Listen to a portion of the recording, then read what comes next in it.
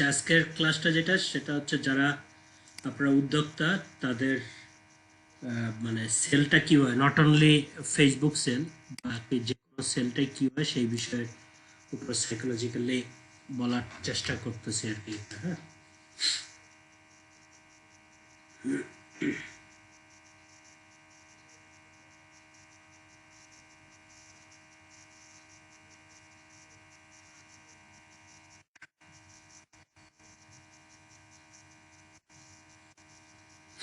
আচ্ছা, আপনি যখন প্রোডাক্টের মার্কেটিং করবেন, হ্যাঁ, মার্কেটিং করবেন নাকি ব্র্যান্ডিং করবেন, এটা হচ্ছে সবচেয়ে বড় বিষয়। আপনি যখন আপনারা খালি সবসময় সেলস রিলেটেড পোস্ট করতেছেন, দ্যাট মিনস হচ্ছে আপনি মার্কেটিং করতেছেন।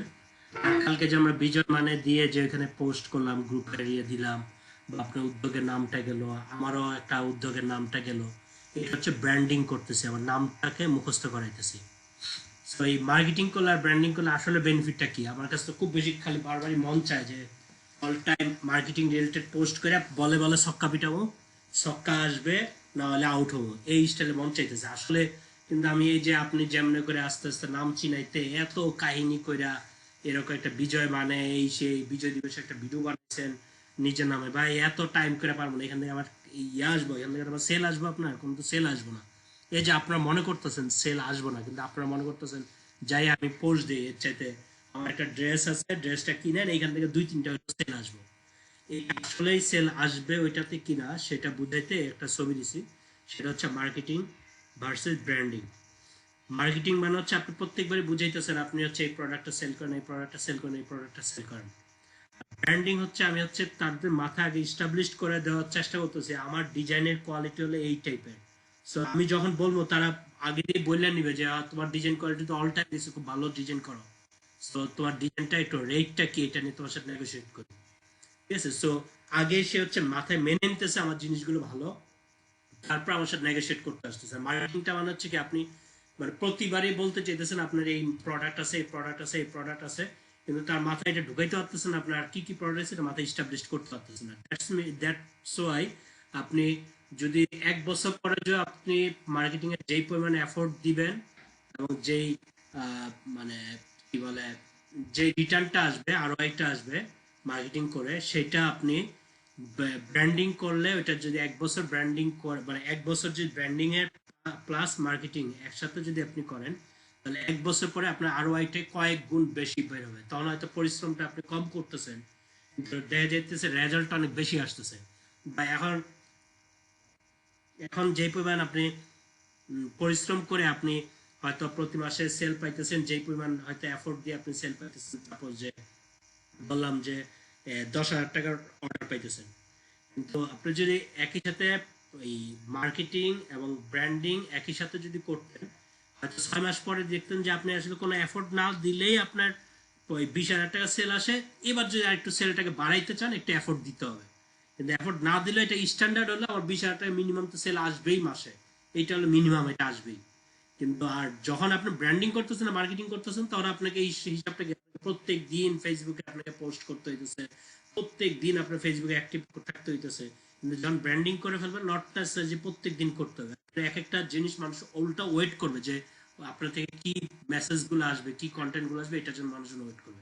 দ্যাট ইজ কল্ড হচ্ছে ব্র্যান্ডিং। হ্যাঁ, সো ব্র্যান্ডিং আর মার্কেটিং দুইটাকে পাশাপাশি করা যায়, বা এই মার্কেটিং ব্র্যান্ডিং এর একটা পার্ট, কিন্তু মার্কেটিং করলেই ব্র্যান্ডিং হয়ে যায় না। কিন্তু কি বলে সকল মার্কেটিং ব্র্যান্ডিং এর একটা অংশ, কিন্তু সকল ব্র্যান্ডিং মার্কেটিং এর একটা অংশ না, বলে এটা আর কি। আপনি দুইটাকে সিমিলার রেখে আপনাকে সবসময় মাথায় রেখে আপনাকে প্ল্যানিংটা করতে হবে। যদি একটা পর্যায়ে যে আপনি একটু রেস্ট নিতে চান এবং ইনকামটা যদি বাড়াইতে চান, তাহলে হচ্ছে আপনাকে অবশ্যই মার্কেটিং এর দিকে নজর দিতে হবে। অল টাইম খালি সেল পোস্ট দিয়ে মার্কেটিং করবেন এটার দিকে নজর না দিয়ে ব্র্যান্ডিংটার দিকে অনেক বেশি নজর দিতে হবে। সো ব্র্যান্ডিংটা আমি নট নেসেসারি যে এইটা বলতেছি আমি যে বিজয় দিবসে এইটা বানাইছি বানাইছি, এইটাই নট অনলি ব্র্যান্ডিং এর জন্য। ব্র্যান্ডিং এমন যে আপনার পেজ থেকে এমন হয়তো ইভেন্ট আয়োজন করছেন, সেটা আপনার ব্র্যান্ডিং এর জন্য সহযোগিতা হবে। অন্য কেউ কোনো ইভেন্ট আয়োজন করছে, সেখানে আপনি যদি সামর্থ্য থাকে আপনার লোগোটা এখানে ব্র্যান্ডিং করার জন্য আপনি এখানে স্পন্সর দিতে পারেন। ছোটখাটো প্রোগ্রাম গুলো আর কি, যেগুলো বললাম, এরকম নিজেরা নিজেরা মাঝে মাঝে নেটওয়ার্কিং আরো বিল্ড আপ করতে, যেগুলো সকল কিছু ব্র্যান্ডিং এর একটা অংশ। সো এইভাবে করে আপনার ব্র্যান্ডিংটা করতে পারেন। হ্যাঁ, এই কেন মানুষজন ফেল করে বিভিন্ন সেলসে, কেন মানুষজন ফেল করে সেটা কয়েকটা আমি এখানে কারণ লিখছি। সেটা হচ্ছে they focus too much on their product. তারা খুব বেশি তাদের প্রোডাক্টের কথা খালি খুব বেশি বলে, ব্র্যান্ডের কথা বল না, খালি বারবার প্রোডাক্ট, আমার এই প্রোডাক্টটা কি দেন, আমার এই প্রোডাক্টটা ভালো ভাই। ওই আমি দেখি যে বিভিন্ন গ্রুপে ভাই বিজয় দিবসে একটা পোস্ট দিছে, এখানে নিচে দিয়েও বলতেছে আমি এই প্রোডাক্টের সাথে আছি। কেন ভাই? ওইটা বলার দরকারটা কি? আপনি জাস্ট আপনি যে ইমেজটা করছেন ওইটার মধ্যে লোগোটা লেখা দেন না, বাকি ওইখানের মধ্যে একটু ওই দিন বাদ দেন না জিনিসটা। বা এই যে বলছিলাম আমি যে বেগম রোকেয়ার পোস্টটা দেন, আমি শেষ পর্যন্ত আমি আজকে পোস্ট দিছি বেগম রোকেয়া নিয়ে, অনেক ভালো একটা পোস্ট দিছি। বেগম রোকেয়ার সকল মেয়েদের যারা আজকে এত কিছু করতেছেন সবার জন্য একটা আইডল পার্সন হওয়া উচিত, আপনাদের পীর মানা উচিত তাকে, বা পীরের সম্মান দেওয়া উচিত। কিন্তু কেউ তাকে না কোনো পোস্টই করতেছেন না, কারণ মনে করতেছেন এটা প্রোডাক্ট, এটা দিয়ে প্রোডাক্ট সেল আসবে না, এইটা মনে করতেছেন। কিন্তু এটা আপনার ব্র্যান্ডিং তৈরি করে, আপনার খালি মাথায় আসে খালি প্রোডাক্টটা। এই যখন খুব বেশি প্রোডাক্ট নিয়ে খুব বেশি মানুষের মাথায় আসে তখন এটা সেলটা কমে যায়, মানুষের সেল আস্তে আস্তে কমে যায় এবং সেলটা ফেল হয়, যে মানুষ বিক্রি করতে হয় না। সেটা কারণটা খুব বেশি প্রত্যেকটা প্রোডাক্ট পোস্টই হলো তার প্রোডাক্ট নিয়ে, এর বাইরে চিন্তাই করতে পারে না। যে কোনো একটা পোস্ট করতে গেলে প্রোডাক্টের কথা আসতেই হবে, সেই কারণে তাদের প্রোডাক্টগুলো বেশি সেল হয় না। হ্যাঁ, যে they too much focus on product, কি কি কিরকম, why their product better, why it's better looking, why it's less expensive, why their prospects should buy it। খালি সারাক্ষণ এগুলি, খালি প্রোডাক্টটা কেন কিনতে হবে, কেন ইয়ে করতে হবে, যে কোনো কিছু। ইভেন মোটিভেশন, আপনাদের বিভিন্ন উদ্যোক্তা গ্রুপে দেখি মোটিভেশন পোস্ট দিচ্ছে, এখানে কিছু একটা প্রোডাক্টের কথা বলতেই হবে। কেন ভাই? না বললে আপনাকে চিনান না, আপনাকে চিনলে তো মানুষ যে আপনার থেকে পরিচিত হইলে পরবর্তী আপনার থেকে কেনার সম্ভাবনা আছে। আপনার নট সে প্রোডাক্টটাই চিনাইতে হবে, ঠিক আছে? সো প্রোডাক্টটা চিনাইতে হবে চিন্তা করেই আপনাদের মাথা থেকে পোস্টের আইডিয়া গুলো বের হয় না, কারণ খালি বারবার প্রোডাক্ট। কিন্তু আপনি মাথা থেকে যে কোনো কিছু একটা মনে হয়েছে এটা শেয়ার করতে পারেন, আপনাকে মানুষজন জানো, এটা যদি জানাইতে পারতেন তাহলে আপনার পোস্টের আইডিয়া মাথা থেকে গিজ গিজ করতো, কোনো সব পোস্টের আইডিয়া থেকে সরতো না। কিন্তু খুব বেশি প্রোডাক্ট মাথায় থাকে দেখে আপনার পোস্টের আইডিয়া গুলো খুব বেশি আসে না, ঠিক আছে? সো এখানে লিখলাম যে খালি আপনাদের খালি product product product, when same products are available at market then we will don't make more sale। আপনি প্রোডাক্ট প্রোডাক্ট প্রোডাক্ট করতেছেন বারবার, আপনি যখন একা থাকবেন তখন এই প্রোডাক্টটা সেল হবে নো ডাউট। কিন্তু যখন একই প্রোডাক্ট 8-10 জন আসবে, তখন এই যে আপনি যে বারবার প্রোডাক্ট প্রোডাক্ট প্রোডাক্ট নিয়ে পোস্ট দেন, এই পোস্টের কারণে আপনি তখন সেল পাবেন না। হয়তো এক সময় আপনি পাইছেন, এক সময় পাইছেন, কারণ হয়েছে তখন হচ্ছে কম্পিটিটর ছিল না। কিন্তু যখন এখন আপনার কম্পিটিটর চলে, মনে করেন সাপোজ আমাদের ইয়া তামিনা তামিনা আপু অনেকগুলো গ্রুপে আমি দেখছি যে খুব ভালো অ্যাক্টিভ, শুধু এই গ্রুপে না আর অনেকগুলো গ্রুপে অ্যাক্টিভ। কিন্তু অ্যাক্টিভটা এইভাবে অ্যাক্টিভ, প্রত্যেকটা গ্রুপে অনেক প্রোডাক্ট নিয়ে প্রমোশন, কারণ প্রোডাক্ট নিয়ে প্রমোশন যেটা আপনাকে চিনানোর জন্য প্রমোশন করেন না, ওইটা ওই টাইপের পোস্টও করেন মাঝে মাঝে। কিন্তু ওই টাইপের পোস্ট করতে আমরা খুব বেশি মানে কাছাকাছি করি, চিন্তা করি প্রত্যেকটা বলে আমাদের সব কাপিটাইতেই হবে। কিছু কিছু বল যে মানে একটু ঠেকাইতে হয়, ঠেকাইয়া ওইটাকে মানে বলারকে বুঝতে হয়, বুঝে তারপর পিটানোর জন্য প্রস্তুত হইতে হয়। এটা আমাদের মাথায় থাকে না, এই লোভটা আমরা সামলাইতে পারি না। দ্যাটস ওয়াই আসলে আলটিমেটলি আমাদের প্রোডাক্টটা খুব বেশি সেল হয় না, কারণ হচ্ছে মানুষজন এই টাইপের খুব বেশি পছন্দ করে না অ্যাকচুয়ালি। হ্যাঁ, সো এখানে লিখলাম যে then what is difference from others. তার মানে তোমার যদি সেল করতে চাও, তাহলে সেলে যদি ফেল করতে না চাও, তাহলে অন্যদের চাইতে ডিফারেন্সটা কি করতে হবে? সেটা হচ্ছে ডিফারেন্সটা অনলি হচ্ছে আপনি, আপনাকেই অন্যদের চাইতে ডিফারেন্স করতে হবে। প্রোডাক্ট সবারই একই, আপনার প্রোডাক্ট যা মেরিন আপুর প্রোডাক্টটা, আমাদের অন্য আপুরদের জ্যোতির আপুর প্রোডাক্টও একই জিনিসই। ডিফারেন্সটা কি হবে? এই যে আমি জ্যোতি আপুর থেকে কিনবো, ও তো আমার পরিচিত, মেরিন আপু সেও তো আমার পরিচিত, আমার তামিন আপু সেও তো আমার পরিচিত, আমি কার থেকে কিনবো? তখন কিনতে যে আমার কাছে মাথার মধ্যে একটাই সেন্স তখন কাজ করবে যে তিনজনেই আমার পরিচিত, কিন্তু কেন আমি এক জ্যোতি আপু থেকে কিনবো? কারণ তার অন্য ধরনের কিছু অ্যাটিটিউডের কারণে তার সাথে হয়তো আমার একটা রিলেশন তৈরি হয়ে গেছে, বা মেরিন আপুর সাথে হয়তো আলাদা রিলেশন তৈরি হয়ে গেছে। এমন হইতে পারে মেরিন আপুর প্রোডাক্টের চাইতে অন্য আপুর প্রোডাক্ট অনেক ভালো, কিন্তু ওই যে মেরিন আপুর সাথে আলাদাভাবে আমার সাথে একটা সম্পর্ক তৈরি হয়েছে, দ্যাটস ওয়াই হয়তো মেরিন আপুকেই আমি জিনিসটাকে প্রায়োরিটি দিব ওনার থেকে প্রোডাক্টটা কিনতে। সো আপনাকে দেখে কিনবে, প্রোডাক্টটা দেখে কিনবে না। সো প্রোডাক্টের চাইতে আপনাকেও প্রমোশন করার দিকে, কারণ যেটাতে মাঝে মাঝে কিছু এমন পোস্ট করেন যেখানে কোনো প্রোডাক্টে কোনো প্রমোশনই আসবে না, এটার এই লোভটা একটু করেন, যে সামাল দেন, যে মাঝে মাঝে আমি কোনো প্রোডাক্টের কোনো পোস্টই করবো না, প্রোডাক্টের কথাই বলবো না, কিন্তু আমি আমার আমার প্রোফাইল দিয়ে আমি শুধু পোস্ট করব, শুধু এইটুকুর জন্য আপনারা উইতে বা বিভিন্ন গ্রুপে পোস্ট করেন, শুধু আমার ইয়ে দিয়ে চেহারা দিয়ে আমি একটা পোস্ট করি, যেটা আমার কোনো ব্র্যান্ডের কোনো নামই থাকবে না। এইভাবে পোস্ট করাটা অভ্যাসটা করেন। এই ওই লোভটা এই দিকে মানে ওই দিকে লোভের চাইতে এই লোভটা করেন যে আমি ভাই এত ভাই যায় এই প্রোডাক্টটা কিনতে হবে, এইটার চাইতে মাঝে এইটাও করেন, তাহলে মানুষজন আপনাকে আলাদাভাবে চিনবে। ওই চিনলে তখন আপনার প্রোডাক্টটা কিনতে মানুষজন আগ্রহ বোধ করবে। আমি তামিন আপুরটায় উল্লেখ করছি এই কারণে, তামিন আপু অনেক গ্রুপে পোস্ট করে, সেটা আমার চোখে পড়ছে, বলছি আর কি। হ্যাঁ, আচ্ছা, selling A product or selling yourself, এই কোটেশনটা আমার কোটেশন না, কোটেশনটা একজন খুব বড় মাপের একজন মার্কেটারের আমি কোটেশনটা বলতেছি। সেটা হচ্ছে selling yourself more than your product is an important thing to do during the length of any client relationship. Selling yourself more than your product is an important thing to do during the length of any client relationship. Sell yourself first, your company second, third your products. একদম এর চাইতে এই ব্যাখ্যাটা যদি আপনারা এবার আপনাদের উদ্যোক্তা গ্রুপগুলোতে এই ব্যাখ্যাটা নিয়ে আলাপ করেন, দেখি কয়জন এটা মানতে পারে বা বলেন। বুঝছেন, কেউ এটা আপনাদের লোভই সামলাইতে পারেন না যে কেন আমি একটা পোস্ট করবো কষ্ট করে, এখানে আমি আমার প্রোডাক্টের কথা বলবো না কেন। এই যে কেন বলবেন না, এই যে এইটা হলো সাইকোলজির উপর ভিত্তি করে এটা বলা হয়েছে। Selling yourself more than your product is an important thing. আমি মেরিনা আপুকে, আমি জানি না মেরিনা আপু রাজি হয়েছে, এমনি রাজি হয়েছে, আমি মেরিনা আপুকে নিয়ে কিছু কাজ করতে চাইতেছি। মেরিনা আপু যদি চিন্তা করে ভাই আমি যে কাজ করবো আমার বেনিফিটটা কি, আপনার বেনিফিট হলে যে আপনাকে আমি সেল করতেছি, সেলিং ইউর সেলফ, আপনাকে যে আমি সেল করতেছি, আপনাকে যখন আমি ব্র্যান্ডেড করে দিতেছি, আপনার জন্য তখন সহজ হবে, মানুষজন প্রোডাক্ট আপনি থেকে কেনার চেষ্টা করবে। কিন্তু আপনি যেটা এতদিন করতেন, আপনাকে সেল করতেন না, আপনি খুব বেশি প্রোডাক্টের প্রমোশন করতেন খুব বেশি, কিন্তু আপনাকে প্রমোশন করার চেষ্টাই করতেন না। যেটা আমি বিজয় এইটা দিয়ে আপনি প্রত্যেকের ইমেজটাকে আমি সেল করার চেষ্টা করছি, প্রত্যেকের চেহারাটাকে আমি সবার সামনে নিয়ে আসার চেষ্টা করছি। এই কাজগুলো আপনার জীবনও করেন না নিজেদেরকে, এবং আমি বিজয় দিবসে যে ভিডিওটা হয়েছে সেখানেও আপনাদেরকে সবার চোখের সামনে নিয়ে আসার চেষ্টা করছি। এই পরিচিতিটা আপনারা তৈরি জীবনও উদ্যোগ নেওয়ারই চেষ্টা করেন নাই। কিন্তু উচিত হলো যে কোনো প্রোডাক্ট সেলের জন্য উচিত হলো selling yourself more than your product is an important thing to the during the length of any client relationship. যে কোনো সেলের ক্ষেত্রে প্ল্যানিংটা হইতে হয় সেল ইউর সেলফ ফার্স্ট, আপনাকে আগে সেল করেন, মানে আপনাকে নিজেকে ব্র্যান্ডিং করেন। সেকেন্ড হলো ইউর কোম্পানি, থার্ড হলো ইউর প্রোডাক্ট। প্রোডাক্টের কথা হলো সবার পরে, আপনি হচ্ছে জাস্ট হচ্ছে কোম্পানির লোগোটা ইউজ করেন, আপনাকে প্রমোশন করেন, কোম্পানির লোগোটা ইউজ করেন। প্রোডাক্টের কথা খুব কম আনবেন, প্রোডাক্টের লেখা প্রত্যেকটা প্রতিদিনে যত পোস্ট হবে সব প্রোডাক্টে পোস্ট করবেন। এইটার থেকে এই লোভটার থেকে সরে আসেন সবাই, তাহলে আলটিমেটলি রেজাল্ট অনেক ভালো রেজাল্ট পাবেন একটা পর্যায়ে। ঠিক আছে, সো আমরা প্রোডাক্ট মার্কেটিং এর ক্ষেত্রে আমরা 5টা ভুল করি, বড় ভুল করি। সেটা হচ্ছে টু মাস প্রোডাক্ট মার্কেটিং। 2 নম্বর হচ্ছে not selling the benefit, only selling the product feature. আমি প্রোডাক্ট কেন কিনবো সেটা বলতেছি না, প্রোডাক্টের ফিচারটা কি কি সেটা নিয়ে খুব বেশি প্রমোট করি। এই ফিচার নিয়ে খুব বেশি মানুষজনের আগ্রহ তৈরি করে না, আসলে প্রোডাক্টটা কি লাভটা সেটা বেশি আমাদেরকে বলা উচিত। 3 নম্বর হলো not knowing how to leverage and the measure of impact of social media. আমার পোস্টে মানুষজনের যে ইয়াটা রিয়াকশনটা পড়তেছে ওইটাতে কি ধরনের আমার পরবর্তীতে কন্টেন্টে চেঞ্জ করা উচিত সেটা আমরা বুঝতে পারি না। আমরা মনে করতেছি যে পোস্টে সবাই খুব ভাবা দিতেছে, সবাই খুব ইয়ে করতেছে, খুব খুশি হয়ে যেতেছি আমরা।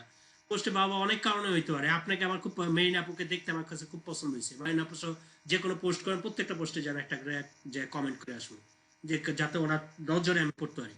কিন্তু ওনার থেকে আমি প্রোডাক্টটা টাকা দিয়ে আমি প্রোডাক্টটা আমি কিনবো না, জাস্ট ওনাকে খুশি করতে চাই। যে এখানে ফারজানা ববি আপু আছে একজন, মনে হয় আসছে নাকি আজকে ক্লাসে, ফারজানা ববি আপু আছে। ফারজানা ববি আপু দেখতে কত সুন্দর, আরেকটা ব্যবসা রেস্টুরেন্ট আর কি, কত সুন্দর দেখতে। কারণ আমি ওনার খুশি করতে প্রত্যেকটা পোস্টে যে কমেন্ট করে আসলাম। উনি যদি মনে করে খাইছে আমার পোস্টে কত কমেন্ট পড়ে মানে হলো আমার সেল হলে আমার ব্র্যান্ড ভ্যালু অনেক বেশি, আমার প্রোডাক্ট সেল হবে, নো, এটা সম্পূর্ণ ভুল জিনিস। এরকম ববি আপুরে খুশি রাখার মতো এরকম অনেকগুলো মেয়েকে আমি খুশি রাখতে হয়তো প্রত্যেকে যে কমেন্ট করে আসি। জাস্ট এক্সাম্পল বললাম, আমি কমেন্ট করে খুব কম, আমার কমেন্ট করার অভ্যাস খুবই কম। আমি ইভেন আমার পোস্টে কমেন্ট করলে আমি সাধারণত রিপ্লাই দিই খুব কম, মনে করেন না আমি কমেন্ট করে আসি। হ্যাঁ, আমার পোস্টে কেউ কমেন্ট করলো আমি রিপ্লাই করি খুব কম আর কি। যাক, কিন্তু এটা আমার খুব বাজে অভ্যাস, এটা খুব ভালো অভ্যাস না, কমেন্টে অ্যান্সার দেওয়া উচিত, আমি এটা করি না আর কি। 4 নম্বর হলো not fully understand the sales bicycle, খুবই ইম্পর্টেন্ট জিনিস। এটা আমি একটু পরে আরো ডিটেলস আকার আসবে দেখে আমি এখন বলতেছি না। আমি 5টা ভুল বলতেছি কেন আপনারা প্রোডাক্ট সেল করতে পারেন না, 5টা ভুল। আবারও দেখেন, খুব বেশি প্রোডাক্ট মার্কেটিং করতেছেন। সেকেন্ড বলছি হচ্ছে বেনিফিট নিয়ে ইয়ে করেন, প্রোডাক্ট বেনিফিট নিয়ে কথা বলেন না, খুব বেশি প্রোডাক্টস ফিচার নিয়ে কথা বলেন। আপনার সোশ্যাল হচ্ছে হচ্ছে হচ্ছে আপনারা খুব বেশি প্রোডাক্ট সোশ্যাল মিডিয়াতে যে পোস্ট করতেছেন ওখানে পাবলিকের রিয়াকশনটা মেজার করতে পারেন না। আর মেয়েদের তো আরো বেশি কঠিন আর কি, মেয়েদেরকে একটু সুন্দর বললে ইয়া করলে সাথে সাথে মনে করে ওই ছেলে মনে আমার জন্য আবুডুবু খায়, বুঝছেন। আমি তো যে যে কারোর সাথে কমেন্ট ইয়ে কথা বলার সময় আমি তো আমার বউরে দেখা দেখে আমার অনেকের সাথে চ্যাটিং করি, তো বউরে দেখা দেখে ওরা বলি যে বউ বল যে আরে যেমনে করে ইয়ে করে প্রত্যেকটা মেয়ে তো মনে করবো যে তুমি তাদের প্রেমে আবুডুবু খাইতেছো। আমি এইটাই তো মনে করে, আর এরা যে আমার সুযোগ নিতে চায়, আমি তো এটা এটি খুবই মজা লাগে যে তারা মনে করতেছে তাদের প্রেমে আমি আবুডুবু খাইতেছি, খাইয়া ওদের সাথে লুটুপুটু খাইতেছি, ওরা এটা অপরচুনিটি নেওয়ার চেষ্টা করতেছে।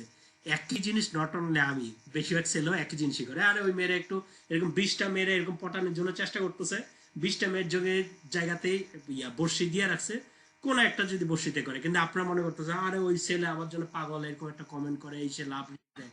সো এইটা এই মেজার করা করতে যদি ভালোভাবে না পারেন, যে মেজার করতে না পারে পাবলিক রিয়াকশন গুলো, সে হচ্ছে খুব বেশি সেল করতে পারে না। আপনি প্রত্যেকটা পোস্টে দেওয়ার পর পাবলিক মেজারমেন্ট গুলো আপনার করা উচিত, কেন এই পোস্টে বেশি রিচ হয় না, এই পোস্টের কন্টেন্টটা কি ধরনের চেঞ্জ হওয়া উচিত ছিল, বা এমন হইতে পারে যে আমার এফিনিটি স্কোরটা কম, তার মানে এফিনিটি স্কোরটা বাড়ায় তারপর আমাকে পোস্ট করা উচিত। এফিনিটি স্কোরটা কেন কমছে সেটাকে আমার মাথায় রাখা উচিত। বা এফিনিটি স্কোর খুবই হাই, কেন হাই হয়েছে এত, আমার তো এত হাই হওয়ার কথা না, আমি তেমন করে ভালো পোস্ট দিই না। তার মানে কি, মানে আমার লুতুপুতু করার জন্য অনেক পোলা পায় না, আমার পিছনে পিছনে ঘুরতেছে কিনা, বা এই ধরনের অনেক ইস্যু এখানে আসতে পারে। তো এই ধরনের বিষয়গুলো আপনাকে খুব নিউট্রালি চিন্তা করার মতো, মেজার করার মতো আপনার মানবিক বোধ থাকাটা খুব বেশি, ম্যাচুরিটি থাকাটা খুব বেশি জরুরি। ঠিক আছে। 4 নম্বর হলো খুবই খুবই জরুরি এটা সেলটা, সেটা হচ্ছে আপনি সেলস বাইসাইকেলটাই বুঝেন নাই, দ্যাটস ওয়াই আপনি প্রোডাক্টটা যে কোনো প্রোডাক্ট নিয়ে আসছেন ওটা সেলটা আপনি খুব ভালো করতে পারতেছেন না। সেলস বাইসাইকেলটা একটা প্রোডাক্ট কোন পর্যায়ে যে সেলিংটা হয় সেটা যদি আপনি বুঝতে না পারেন, তাহলে আসলে আপনি প্রোডাক্ট প্রমোশন করতেছেন শুধু, এটাতে কোনো সময় সেল আসবে না অ্যাকচুয়ালি। হ্যাঁ, আচ্ছা, মানে সেল আসলো কম আসবে, সেল আসছে দেখো, এটা সেল যে আসছে কেন আসছে সেটাকে আপনারা এক্সপ্লেনেশন করেন না। এই সেলটা আসছে মনে করেন আপনি প্রমোশন করছেন, সেল আসছে হচ্ছে আপনার বাসার আপনার কোনো বান্ধবী কিনছে, এই সেল দেখে কোনো খুশি হওয়ার কোনো জিনিস না। ওই বান্ধবীর আরো 10টা বান্ধবী যদি বিজনেসে নামে তাহলে আপনার থেকে কিনবে না, ওই আরো অন্যদের থেকে কিনবে। সো ওইটা তো খুশি হওয়ার কোনো বিষয় না। সো খুশিটা কোন পর্যায়ে হবেন, কোন জায়গায় হবেন, এই বিষয়গুলো আপনাদের খুব ভালোভাবে বোঝা উচিত। 5 নম্বর হলো not continuously testing and refining your message. আমি বিভিন্ন ধরনের মেসেজ দিয়ে দিয়ে আমি ট্রাই করতেছি কিনা যে এই মেসেজটা কিরকম খাচ্ছে। যেমন আমি এখন একটা সিরিজ ইমেজ দিছি, দিয়ে দেখতে চাইতেছি যে এই পোস্টটা মানুষজন কেমন খাচ্ছে, এটা কিন্তু খুব বেশি অ্যানালাইজ করার চেষ্টা করতেছি।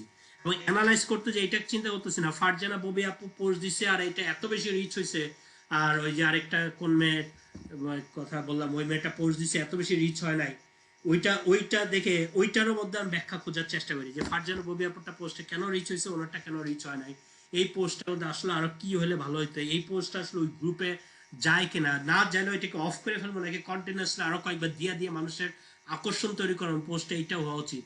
তারপর ভিডিও কন্টেন্টটা এই টাইপের দিয়ে দিয়ে দেখতেছি এটা ভিডিওটা এই টাইপের কন্টেন্ট হলে খায় বেশি নাকি কার্টুন দিয়ে হলে খায় বেশি, নাকি সরাসরি মেসেজ দিলে খায়, এই টাইপের রেগুলার টেস্টিং গুলো আমি একটা জিনিসকে কয়েকবার টেস্টিং করে করে দেখতেছি কোনটা বেশি খায়, আবার কোনটা খাওয়ার পরে এইটা কি কন্টিনিউয়াসলি ওইটা কি ইউজ করবো, এইটাও আর করি না, কন্টিনিউয়াসলি না করে এটাকে চিন্তা করি যে এটাকে একবার ইউজ করছি এটাকে যাতে খুব বেশি মানে পুরান হয়ে না যায়, এটাকে একটু হোল্ড করে রাখি, অন্য কিছু মেসেজ ইয়া টাইপের দেওয়ার চেষ্টা করি। সো এই যে পোস্টের মেসেজের টেস্টিং গুলো, এই টেস্টিং গুলো যতক্ষণ আমরা না করতে পারবো, করতে পারি না দেখে আমাদের একটা পর্যায়ে প্রোডাক্ট সেলটা কমে যায়। সো এই 5টা মিস্টেক আপনাদের জন্য তৈরি করে রাখছি, 5টা মিস্টেক আপনারা আশা করি খুব ভালোভাবে, আশা করি খুব ভালোভাবে এই 5টা মিস্টেককে মনে রাখার চেষ্টা করবেন। এই 5টা মিস্টেকে যদি কোনো ধরনের আপনাদের এখন কোনো কোশ্চেন থেকে এখনই বলে ফেলেন, আমি এখনই আপনাদেরকে একটু জবাব দিয়ে করে দিই যাতে আরো ভালোভাবে বুঝতে পারেন। কারো কোনো কোশ্চেন থাকলে বলেন আপনি।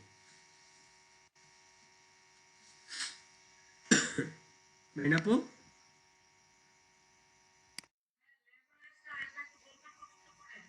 আচ্ছা,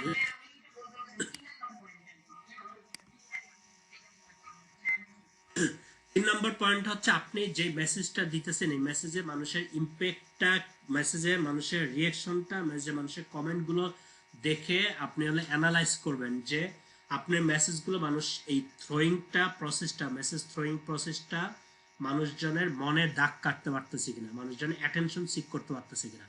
এই অ্যাটেনশন সিক করতে পারে নাই, কি কি কারণে পারে নাই, কি কি কারণে পারছে, আসলে কি পারছে কিনা। মনে করেন সাপোজ আমি এমন জায়গা দিলাম, মনে করেন সাপোজ আমি পোস্ট হলে আমি দিলাম, ওইখানের মধ্যে মেসেজটা খুব বেশি রিয়েক্ট হয় নাই, কিন্তু আমি পোস্টটা আরেকটা মেয়েকে দিয়ে দিচ্ছি, রিয়েক্টটা খুব বেশি হয়েছে। আসলে কি ওই রিয়েক্টটা বেশি হয়েছে দেখে আমি কি খুব খুশি হবো ওইটাই, নাকি খুশি হবো না, সেটা আমার অ্যানালাইজ করা উচিত। বা মেসেজটা এইভাবে দিচ্ছি, এটাকে বেশি হয় না, এটাকে মেসেজের ধরনটা আমি চেঞ্জ করবো কিনা।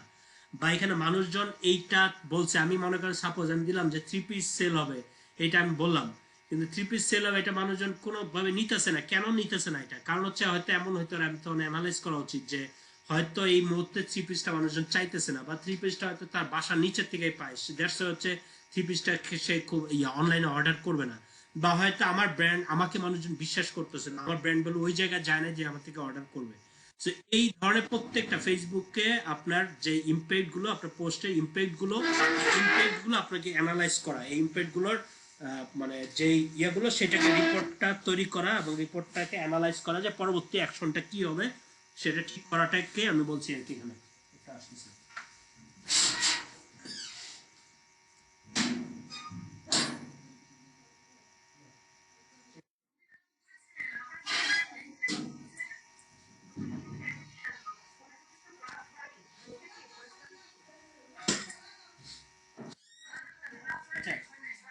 আচ্ছা বুঝাইতে পারছি।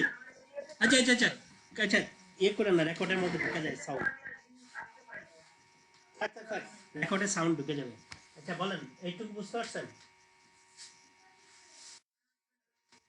ওকে, আমরা যাই তাহলে। হ্যাঁ,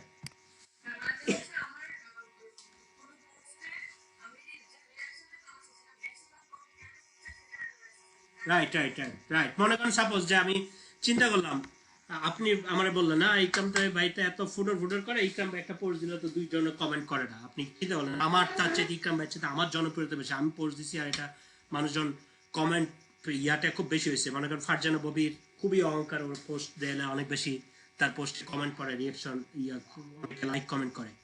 যে লাইক কমেন্ট অনেকে করে কেন, ওইটাকেও মেজার করা অনেক বেশি। আমার পোস্টে কেন করে না সেটা নিয়ে আমি হতাশ হই না, ওই জিনিসটার মধ্যে আমি এটার মধ্যে আরো অন্যভাবে অ্যানালাইজ করি। বা আমার পোস্টে যে অনেক কমেন্টও করছে অনেকে, ওইটাকে আমি অ্যানালাইজ করি, এটা হলো আমার তেল মারার জন্য করছে, এটাও আমি বুঝি জিনিসগুলো। তো এইটা মানে আমার জন্য সে আমার ক্রেতা হয়ে যায় নাই, কে জন্ম টাকা দিয়ে কিনতে তখন একজন মানুষ এখানে আসবে না।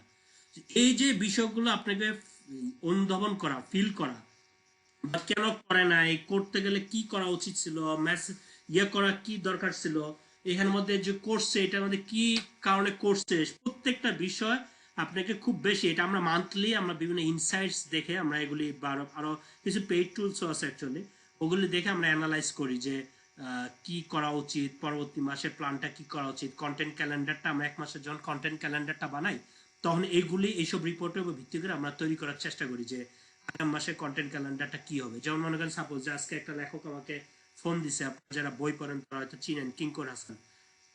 কিঙ্কর হাসান ফোন দিছে, তার একটা ওই নতুন বই বেরোতেছে, খুব হিট একটা বই বেরোবে মনে হয়। সেই বইটা আমার ফোন দিয়ে বলছে ভাই ওই আপনি একটু এটা পুরো ব্র্যান্ডিং এর একটু আইডিয়া টাইডিয়া যদি করে দেন, একটু পুরা যদি ক্যাম্পেইনে আপনি সহযোগিতা করেন আমার জন্য খুব বেটার হয়। So, এটা বলতেছি আমরা এটা কিকিং হাসানের ওইটা পোস্ট করতে গেলে, মানে আমি শুধু জাস্ট বইটা অন্যরা যারা মনে করেন আপনারা করতে গেলে, বা আমার ডিজিটাল মার্কেটার যে তাকে কেন বলে না, আমাকে কেন ফোন করে বলছে, কারণ হচ্ছে আমার ডিজিটাল মার্কেটারকে বললে সে করবে কি, ওই বইটা সেল হবে, বইটার দাম এত, প্রি অর্ডার এত, এইটাই পোস্ট করবে।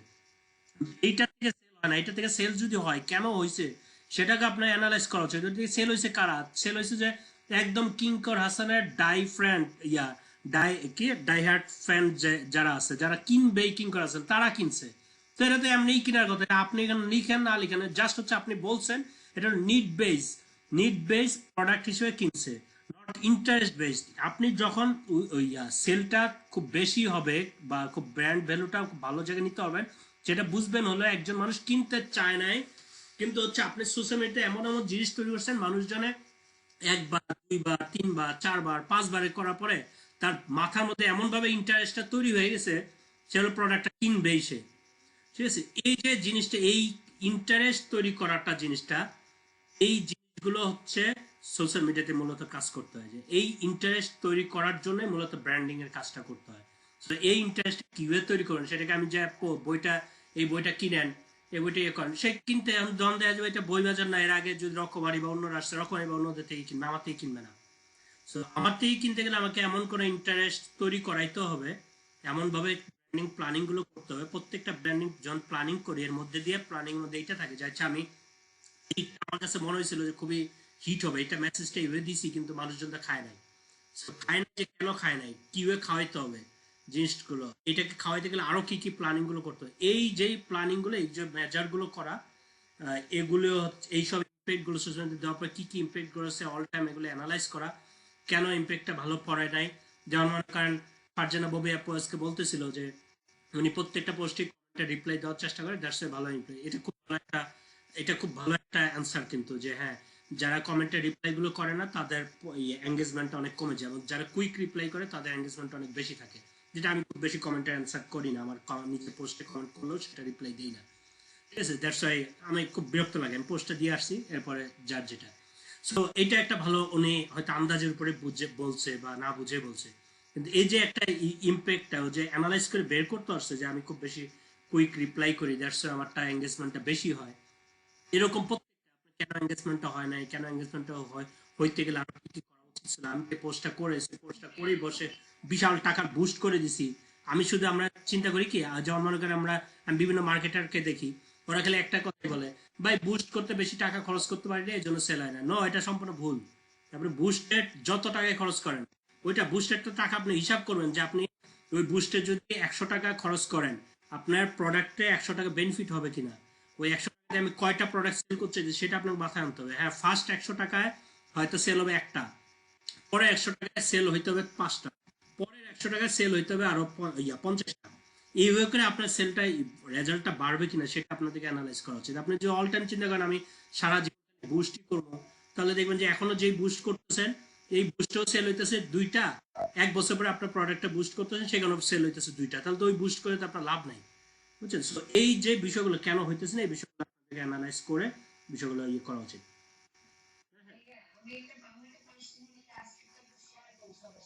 হুম।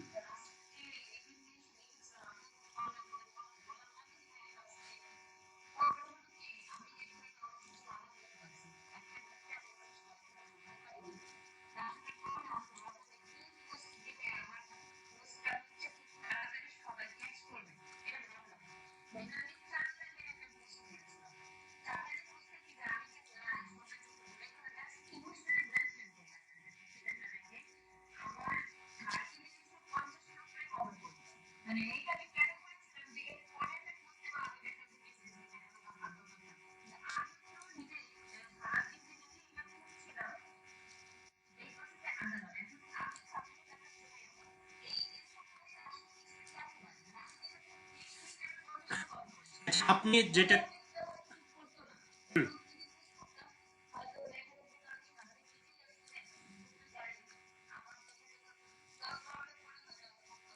এটা এটা যেটা, এটা যেটা বলছেন কাজ করছে ভালো, কিন্তু অনেকে যখন এই কাজটা করে, তখন এটাকে মানে আমরা বলি হচ্ছে লো এফিনিটি। হ্যাঁ, এটা মানে ক্লাসে বলার, একটা ক্লাসে মানে এটা বলার কথা, বা একটা ক্লাসে মানে স্লাইড আসে না এখনো, ওইটাকে বলি আমরা লো এফিনিটি প্রসেস গুলো ইউজ করলে, রেগুলার যদি ইউজ করেন, মানে মাঝে মাঝে করতে পারেন, এটা নট, হ্যাঁ, মাঝে মাঝে ইউজ করতে পারেন, এটা কোনো সমস্যা না। হ্যাঁ।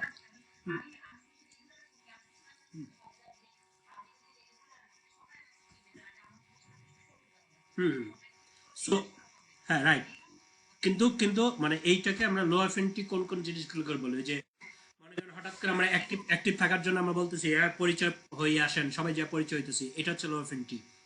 আমি খুব সুন্দর একটা ছবি, নিজে একটা ছবি দেখায় বলতেছি হ্যাঁ আমাকে দেখতে কেমন লাগতেছে, কারণ মেয়ে মানুষ সব সেল্লা এসে বলবে হ্যাঁ খুব ভালো লাগতেছে, ভালো লাগতেছে, ভালো লাগতেছে, পেজে এঙ্গেজমেন্টটা বাড়তেছে, এটাকে বলে লো অ্যাফিনিটি। আপনি আবার কোন একটা ছবি দেখা, কাবা ছবির ছবি দেখায় বললেন যে এই ছবিটা আমিন না লিখে গেলে ইমান থাকবে না, সবাই আমিন লিখলো, যে ইমান রাখার জন্য আমিন লিখে গেল, সেটা হচ্ছে লো। এগুলি যদি কন্টিনিউয়াসলি অল টাইম করেন, এটা আপনার ব্র্যান্ডের জন্য খুব বাজে ইম্প্যাক্ট। মাঝে মাঝে করেন, মাঝে মাঝে আমরা যে করি না তা না,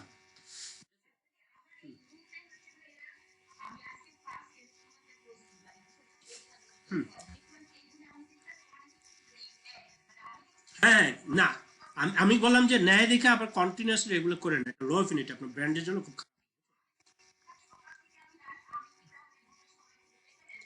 হুম হুম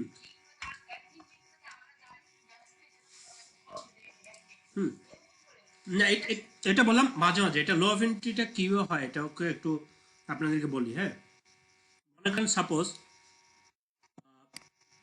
মানে কথায় কথায় আবার কেন জানি মেরিন আপুর কথাই আসে খালি বারবার। মেরিন আপুরই এক্সাম্পল আছে, আমি খালি চিন্তা করি যে এটা নিয়ে আবার কেউ হিংসা করে কিনা। আচ্ছা, মনে করেন সাপোজ যে মেরিন আপুর নিজের ভ্যালু বাড়াইতে প্রত্যেকদিন আইসা বললো যে হ্যাঁ ভাইয়া, মানে খুব বেশি আওয়াজ করে আর কি, খুব বেশি আওয়াজ টাইপের খুব বেশি করে যে ভাই আমি তো খুব বেশি কাজ করি, আমি তো ওই কাজগুলো পুরো ফাটাই দিছি, খুব বেশি এই করছি ভাই, আপনি তো আমার পোস্টে কমেন্ট করলেন না, প্রতিদিন এই সেই করে আমি প্রত্যেকদিন আমার পোস্টে এইটার জন্য খুশি করতে প্রত্যেকদিন কমেন্ট করলাম। হ্যাঁ, এটা করলে আমি ফার্স্টের দিন খুব ভালো লাগলো, নিজে বলছে হ্যাঁ এটা ওটা তো দেওয়া উচিত ছিল। পরের দিন বললো আমার কাছে খুব ভালো লাগলো জিনিসগুলো, একটা পর্যায়ে গেলো আরে উদয় মেরে না ন্যাকামি ইয়া পায় না, এর কোনো কাম না, উদয় ন্যাকামি খালি বেশি। একটা পর্যায়ে এটা সংজ্ঞাটা হয়ে গেছে ন্যাকামি।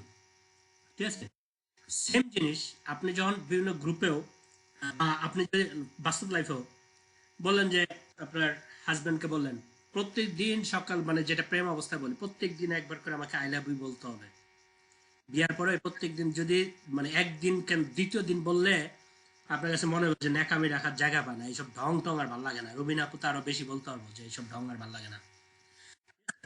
তো এই যে উনি বারবার আই লাভ ইউ বলছে, খুব ভালো করে বলছে, কিন্তু আপনার কাছে এই আই লাভ ইউটাই শুনতে বিরক্ত লাগতেছে 2 দিন শুনতে, কারণ আপনার কাছে ন্যাকামি মনে হইতেছে। কিন্তু I love you, I love ইউটা অন্য কোনো ভাবে যে সে ভালোবাসাটা প্রকাশ করতো সেটা আপনার কাছে খুব ভালো লাগতো। সো এই ন্যাকামিটাকেই লো অ্যাফিনিটি বলে আর কি জিনিসটা। আপনার ওয়েটটা কমে যায়, আপনি যখন বারবার যে আপনাকে বলতেছে বারবার আওয়াজ করে বলতেছে আমি আপনার ভালোবাসি, আমি আপনার ভালোবাসি, আপনার জন্য জান দিয়ে দেবেন, প্রত্যেকদিন বললাম যে ক্লাসে ঢুকে আমি মেরিনাপুর জন্য জান দিয়ে দিন, মেরিনাপুর জন্য জান দিয়ে দিন, মেরিনাপুর জন্য জান দিয়ে দিন। একদিন ভালো লাগবো, আর ইকরাম ভাই তো আমার খুব ভালো রেসপেক্ট করে, ভালো ইয়ে করে। 2 দিন ভালো লাগবো, তৃতীয় দিন দিয়ে ভালো লাগবে না, আর ইকরাম ভাই পুরো ফাতরা ভাই, প্রত্যেকদিন খালি একই জিনিসই ইয়ে করে। সো এইটাই হচ্ছে, এটাকেই বলে যে একটা পর্যায়ে আপনার ওয়েটটা কমে যায়, সেটা হচ্ছে লো এফিনিটি। লো ক্লাস করে এফিনিটিটা বৃদ্ধি করা যেটা, সেটা হচ্ছে লো এফিনিটি, যেটা একটা পর্যায়ে আসলে এফিনিটিটা বৃদ্ধি করে না, বরং হচ্ছে আপনার ব্র্যান্ড ভ্যালুটা কমায় ফেলে। সো ব্র্যান্ড ভ্যালুটা যাতে কমায় না ফেলে, দ্যাটস হচ্ছে আপনাকে ওয়েটফুল ওয়েতে আপনার ব্র্যান্ড ভ্যালুটা বাড়ানো উচিত, যেটা আপনাকে অনেক দিন লং লাস্টিং করবে, যেটাতে শুধু ওই সবাই যে হ্যাঁ সহমত প্রকাশ করতেছে, হ্যাঁ আপু আপনারটা খুব ভালো লাগতেছে, হ্যাঁ আপু আপনার দেখতে সুন্দর লাগতেছে, এই স্টাইলে এরা এখান থেকে আপনার ক্রেতা হবে না, এখান থেকে ক্রেতাটা কম হবে। কিন্তু এমন যদি খুব ওয়েটফুল হইতে করেন, সেখান থেকে আপনার তো ওই হ্যাঁ আপু খুব ভালো লাগতেছে, হ্যাঁ আপু মেন আপু আজকে খুব ভালো লাগতেছে, এই স্টাইলের সংখ্যাটা হয়তো কম, কিন্তু ওনার অরিজিনাল যেই ভক্ত, ওই ভক্তটা হয়তো খুব বেশি থাকবে, যারা অরিজিনালি কাজের ভক্ত। ঠিক আছে, সো এই যে বললাম যে কি বলে, আহ, দেখ অন্য একদম না বলি বারবার, এবার আমরা হুম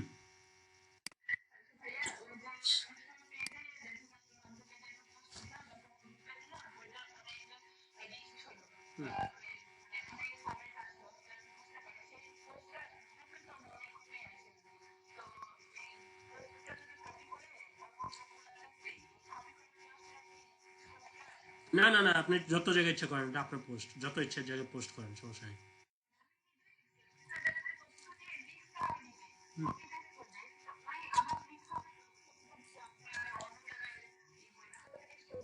না না না, কোনো রিস্ক কমবে না, এবং এটা তো করবেনই আপনি। একটা পোস্ট শুধু, একটা পোস্ট আপনি নিজে তৈরি করছেন, এটা আপনার সন্তানের মতো, এটা শুধু একটা পেজে কেন দিবেন? হ্যাঁ, একটা পেজে কেন দিবেন এটা? আপনাকে বেস্ট ইয়ার এটাকে ইউজ করার জন্য আপনাকে অনেক গ্রুপে অনেক পেজে পোস্ট করা উচিত। ঠিক আছে, ওকে, এটা এইটুকু, এটা মানে আমি বুঝছি না, আমরা এবার একটু সামনে আগাই। হ্যাঁ, হুম। আমি বলছিলাম যে সেলস বাইসাইকেল আপনাদেরকে বোঝাটা খুব জরুরি, এইটা যারা বুঝে না তারাই মার্কেটিংটা করে করে উল্টায় ফেলতেছে, কিন্তু খুব বেশি সেল পায় না। হ্যাঁ, সেল বাইসাইকেলটা কি আপনাদেরকে আমি বলছিলাম যে এখানে চারটা ওয়ে বলছিলাম, চারটা ধাপ বলতেছি এখানে: awareness, research, comparison, validation, purchase. Purchase মানে যে আপনাকে সেলস পোস্ট দিতেছেন। আমি বলছিলাম যে বাস্তব লাইফে যদি আপনাকে কেউ মানে যে আপনাকে খুব বেশি, হ্যাঁ তামিল আপু আপনি তো দেখতে, বা আপু আপনি তো বুড়া হয়ে গেছেন, তারপর তো আপনি দেখতে তো সেই আপনাকে সেই সুন্দর, এই জিনিসটা আপনার কাছে খুব বেশি ভালো লাগবে না, এটা হচ্ছে আপনার কাছে ইপটিজিং মনে হবে, ঠিক আছে?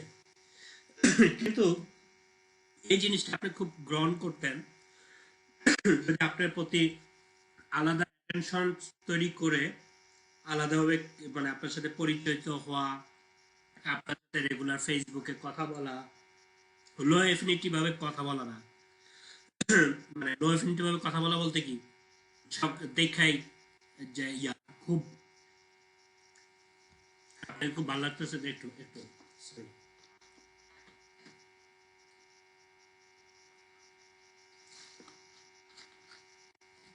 আপনারা রাগ করেন না, আমি সারাদিন আসলে দৌড়ের মধ্যে থাকি, তো এই দৌড়ের মধ্যে খাওয়া দাওয়া করতে হয় আমার অল টাইম, বুঝছেন? এই সকালেও এই যাইতে গেলে এরকম করি, রাস্তার মধ্যে কিনা কিনা গাড়ির মধ্যে উঠে এটা খাই, এই স্টাইল চলতে হয় আর কি, বুঝছেন?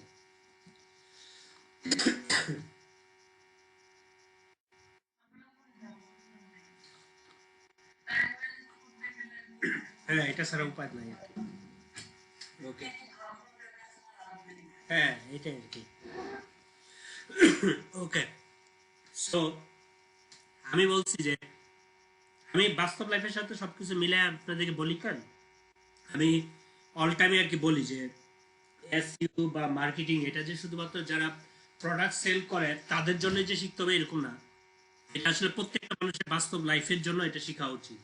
মনে করেন আমি সংসার করতেছি, আমার জন্য সংসারের জন্য এটা শেখা উচিত। যেমন আমার ওয়াইফ তো আমার এসইও ব্যাচে স্টুডেন্ট, আমার ওয়াইফকে আমি যে মানে যখন ক্লাস করে তখন বলতাম যে আমি একটা স্কলারশিপ চালু করব, যেটা হচ্ছে এরকম যে প্রেম করতে চাও আমার কাছে এসইও শিখো, ঠিক আছে? বিষয়টা হচ্ছে এরকম আর কি। So, প্রেমে মানুষজন কেন পড়ে, কোন পর্যায়ে পড়ে, কি কারণে তার সাইকোলজি মাথায় কাজ করে, তারপর আপনার বাবা মা আপনাকে কেন পছন্দ করবে, কেন আপনাকে কম করতেছে, ঘরে আরেক সন্তানকে কেন বেশি করতেছে, আপনার অফিসে আপনার পজিশন বস আপনাকে কেন কম পছন্দ করতেছে, অন্যকে কেন বেশি পছন্দ করতেছে। মনে করতেছেন যে একটা মেয়ে মানে খুব লুতুপুতু করে বসের মন জয় করছে, আমি তো লুতুপুতু করতে হবে না, আমি এমনি করে মন জয় করতে হবে না। হ্যাঁ আপনি এমনি করে করবেন না, যে লুতুপুতু করে প্রেম জয় করছে সেই প্রেমটা বেশি বসে মন জয় করছে সেই বেশি দিন বসে মন জয় করে থাকতে পারবে না। সেটাকে বলে লো অ্যাফিনিটি। লো অ্যাফিনিটি ব্র্যান্ড ভ্যালুকে কমায় দেয়, সেটা বেশি দিন স্টে করে না। সেটা ওই লুতুপুতু করছে, 2 দিন পর বসে 2 দিন ভালো লাগছে ওর সাথে লুতুপুতু করতে, 2 দিন পরে ভালো লাগতেছে না, তার এইসব ঢঙ্গিলা জিনিস তাকে সুইরা ফালা দিবে। মানে সুইরা ফালা দিয়ে বলতে আমি একদম খারাপ বস স্টাইলে বলতেছি না, আমি বলতেছি ভালো ভালো বসও যদি একটু মনে করেন সাপোজ যে আমার একটু আবেগটা বেগ কম, এখন আমার সামনে খুব লুতুপুতু করলে এমনি দেখাইতেছি খুব আমি খুশি হইতেছি, কিন্তু এমনি ভান করতেছি, কিন্তু সে আমিও যেহেতু আমি মানুষ, আমার সামনে যে একটা মেয়ে এসে খুব ডঙ্গে কথা বলে, আমার কাছে তো স্বাভাবিক, আমি একটা পুরুষ, তো আমার কাছে তো হালকা হলে একটা মনের মধ্যে একটু তার প্রতি সিম্পেথি জাগে। কিন্তু এই সিম্পেথি জেগে সে মেয়েটা আসলে মনে করলো যে বেশি দিন বেনিফিট পাবে, এটা মনে করা একদমই বোকামি, এটা আসলে বেশি দিন বেনিফিট পাবে না, কারণ দিন শেষে আলটিমেটলি আমি কাজটাই বুঝবো। আমি যেন একটা পর্যায়ে দেখবো এতে ঢঙ্গই করতে পারে, এতে কাম করতে পারে না, উপর বেশি আমার বেশি লুতুপুতু করে আমার কাছে খুব বেশি সত্য হবে না। হ্যাঁ, তো এই যে লুতুপুতু করতেছেন এটা হচ্ছে লো এফিনিটি। আপনি ফেসবুকে গ্রুপে যে বলতেছেন আসেন পরিচিত হয়, এটা হচ্ছে লো এফিনিটি। আমি ফেসবুক গ্রুপে যে বলতেছি যে আমাকে কি সবাই মিস করতেছেন নাকি, this is called low affinity. আমি ফেসবুক গ্রুপে যে আমি করতেছি কি সুন্দর একটা ছবি দিয়ে বলতেছি আমাকে আজকে কেমন লাগতেছে হাসি খুশি দিয়ে বলতেছি, this is called low affinity. আপনি কি কোনো মেয়ে, ওই যে অনেক মেয়ে আছে খুব উগ্র ড্রেস পরে এসে ফেসবুকে দেখাচ্ছে, this is called low affinity. এই লো এফিনিটি যারা, তারা খুব বেশি দিন লং লাস্টিং টিকতে পারে না, এটা হলো সবচেয়ে বড় কথা। লং লাস্টিং টিকতে চাইলে যে কোনো কিছুতে, রিলেশনে লং লাস্টিং টিকতে গেলে, সংসারে লং লাস্টিং টিকতে গেলে, কোনো মানুষকে প্রেমে ফেলাইতে লং লাস্টিং টিকতে গেলে, কোনো বিজনেসে যদি আপনি সেল আনতে লং লাস্টিং টিকতে গেলে আপনি যেটা করতে হবে সব জায়গাটা হচ্ছে সেলস ফানেলটা আপনাকে বুঝতে হবে। সেলস ফানেলটা কি হয়, ওই যে বললাম আপনাকে যখন আমি যে সামনে যা বলতেছি সরাসরি অফার করতেছি, সেটা হচ্ছে আমার হচ্ছে টিজিং। আর আমি আপনাকে বলতেছি আপনার সাথে ফার্স্টে সম্পর্ক তৈরি করতেছি, সম্পর্ক বিল্ড আপের চেষ্টা করতেছি। সম্পর্ক বিল্ড আপ হওয়ার পরে এমন সম্পর্ক বিল্ড আপ, তাহলে আপনি বলবেন যে সম্পর্ক বিল্ড আপ করতে বলতেছেন, আবার বলতেছেন পরিচয় পর্ব দিতে না। ওই যে আমি বললাম সম্পর্ক বিল্ড আপ দুই রকম করা যায়। আমি একটা নোট, মেয়ে মানুষ নোট ছবি দিয়ে আমি দিলাম আর সব ছেলে এসে আমার সাথে করলো, এটাও সম্পর্ক বিল্ড আপ, কিন্তু এটা লো এফিনিটি ভাবে সম্পর্ক বিল্ড আপ। কিন্তু আমি হচ্ছে এমন ভাবে আমার এমন স্ট্যান্ডার্ড আমি এগোতে, যেটা দেখার পর মানুষজনই এমনি করে বলবে আপনাদের প্রত্যেকটা কাজ অনেক হাইফাই, সেটার জন্য আপনাকে সম্পর্ক করতে চাবে। এই যে আপনাকে চেহারা দেখে না, আপনার মানে বাচন ভঙ্গি দেখে না, আপনার প্রেজেন্টেশন দেখে হচ্ছে মানুষজন আপনার সাথে সম্পর্ক করতে চাবে। সেইভাবে সম্পর্কটা পরিচিতটা তৈরি করাটা হচ্ছে সবচেয়ে বেশি জরুরি। এই পরিচিতিটা যখন তৈরি হবে, ফার্স্ট হচ্ছে আগে পরিচিতি রিলেশন তৈরি করা, তারপর হচ্ছে সেই পরিচিত রিলেশনটা তৈরি করার পরে তাদের সাথে অল টাইম যে আমার আমার আরো ব্যাপারে আরো বেশি তাকে ক্লিয়ার করা, আমার প্রোডাক্টের বিষয়ে আরো বেশি ক্লিয়ার করা, আমার ব্র্যান্ডিংটাকে আরো ডেবে আরো আস্তে আস্তে আস্তে আস্তে ক্লিয়ার করা, আমার ব্র্যান্ডিং পজিশনটা তৈরি করা। তারপরে আস্তে হচ্ছে অন্যদের সাথে প্রোডাক্টের, আমার প্রোডাক্টের অন্যদের সাথে ডিফারেন্সটা মানুষকে বুঝতে দেওয়া, যে প্রোডাক্টের বা সার্ভিসের ডিফারেন্সটা বুঝতে দেওয়া। তারপর হচ্ছে পারচেজের অফারগুলো। হ্যাঁ, কিন্তু আমরা যেটা করি, আমরা বিভিন্ন গ্রুপগুলোতে আমরা অ্যাক্টিভ থাকতে যাই অল টাইম। পারচেজ যে ইয়াটা, এইটাই আমরা শুধু করি, যেটা হচ্ছে ইপিজি, যেটা সেলস সাইকেলকে আমরা মেনটেন করি না। দ্যাটস ওয়াই সেল একসময় হবে, একটা পর্যায়ে যে সেলটা অফ হবেই। এবং সেই সময় আপনারা বলবেন যে এখন রিচ হয় না, এখন আমার পোস্টে রিচ হয় না, আগে তো হয়তো। মনে করেন ববি আপু আছে, ববি আপু খুব আজকে দেখলাম খুব আত্মতুষ্টিতে ভুগতেছে, ওনার পোস্টে খুব ভালো রিচ হয়। একটা পর্যায়ে রিচ হবে না, কেন রিচ হবে না সেটা হচ্ছে আপনি জানেন না যে কেন রিচ হইতেছে এখন। সো অল টাইম রিচ হবে এই পজিশনটা তৈরির জন্য কি কি করতে সেটা আপনি জানেন না। এখন রিচ হইতেছে অনেক ইয়ে হইতেছে, 2 দিন পর আপনাকে আমার পুরান লাগতেছে, দ্যাটস আমাকে রিচ হবে না এখন। এক সময় এই ইকরামের পিছনে একসময় অনেক পিছনে মানুষজন ঘুরছে, এমন হইতেছে না। সেটা কেন হইতেছে না সেটা আমাকে বুঝতে হবে। জিনিসটা তো আমি এমন ইয়ে করতেছি না, এটা দিয়ে হতাশ হইতেছি না যে ইকরাম আমার আগে মানুষজন পিছনে ছুটতো, এখন কেউ ইয়ে করে না, ইচ্ছা করে হয় না, করে না। আমি জানি কেমনে করাইতো সেটাও জানি, আমি করাইতেছি না সেটাও আমি জানি।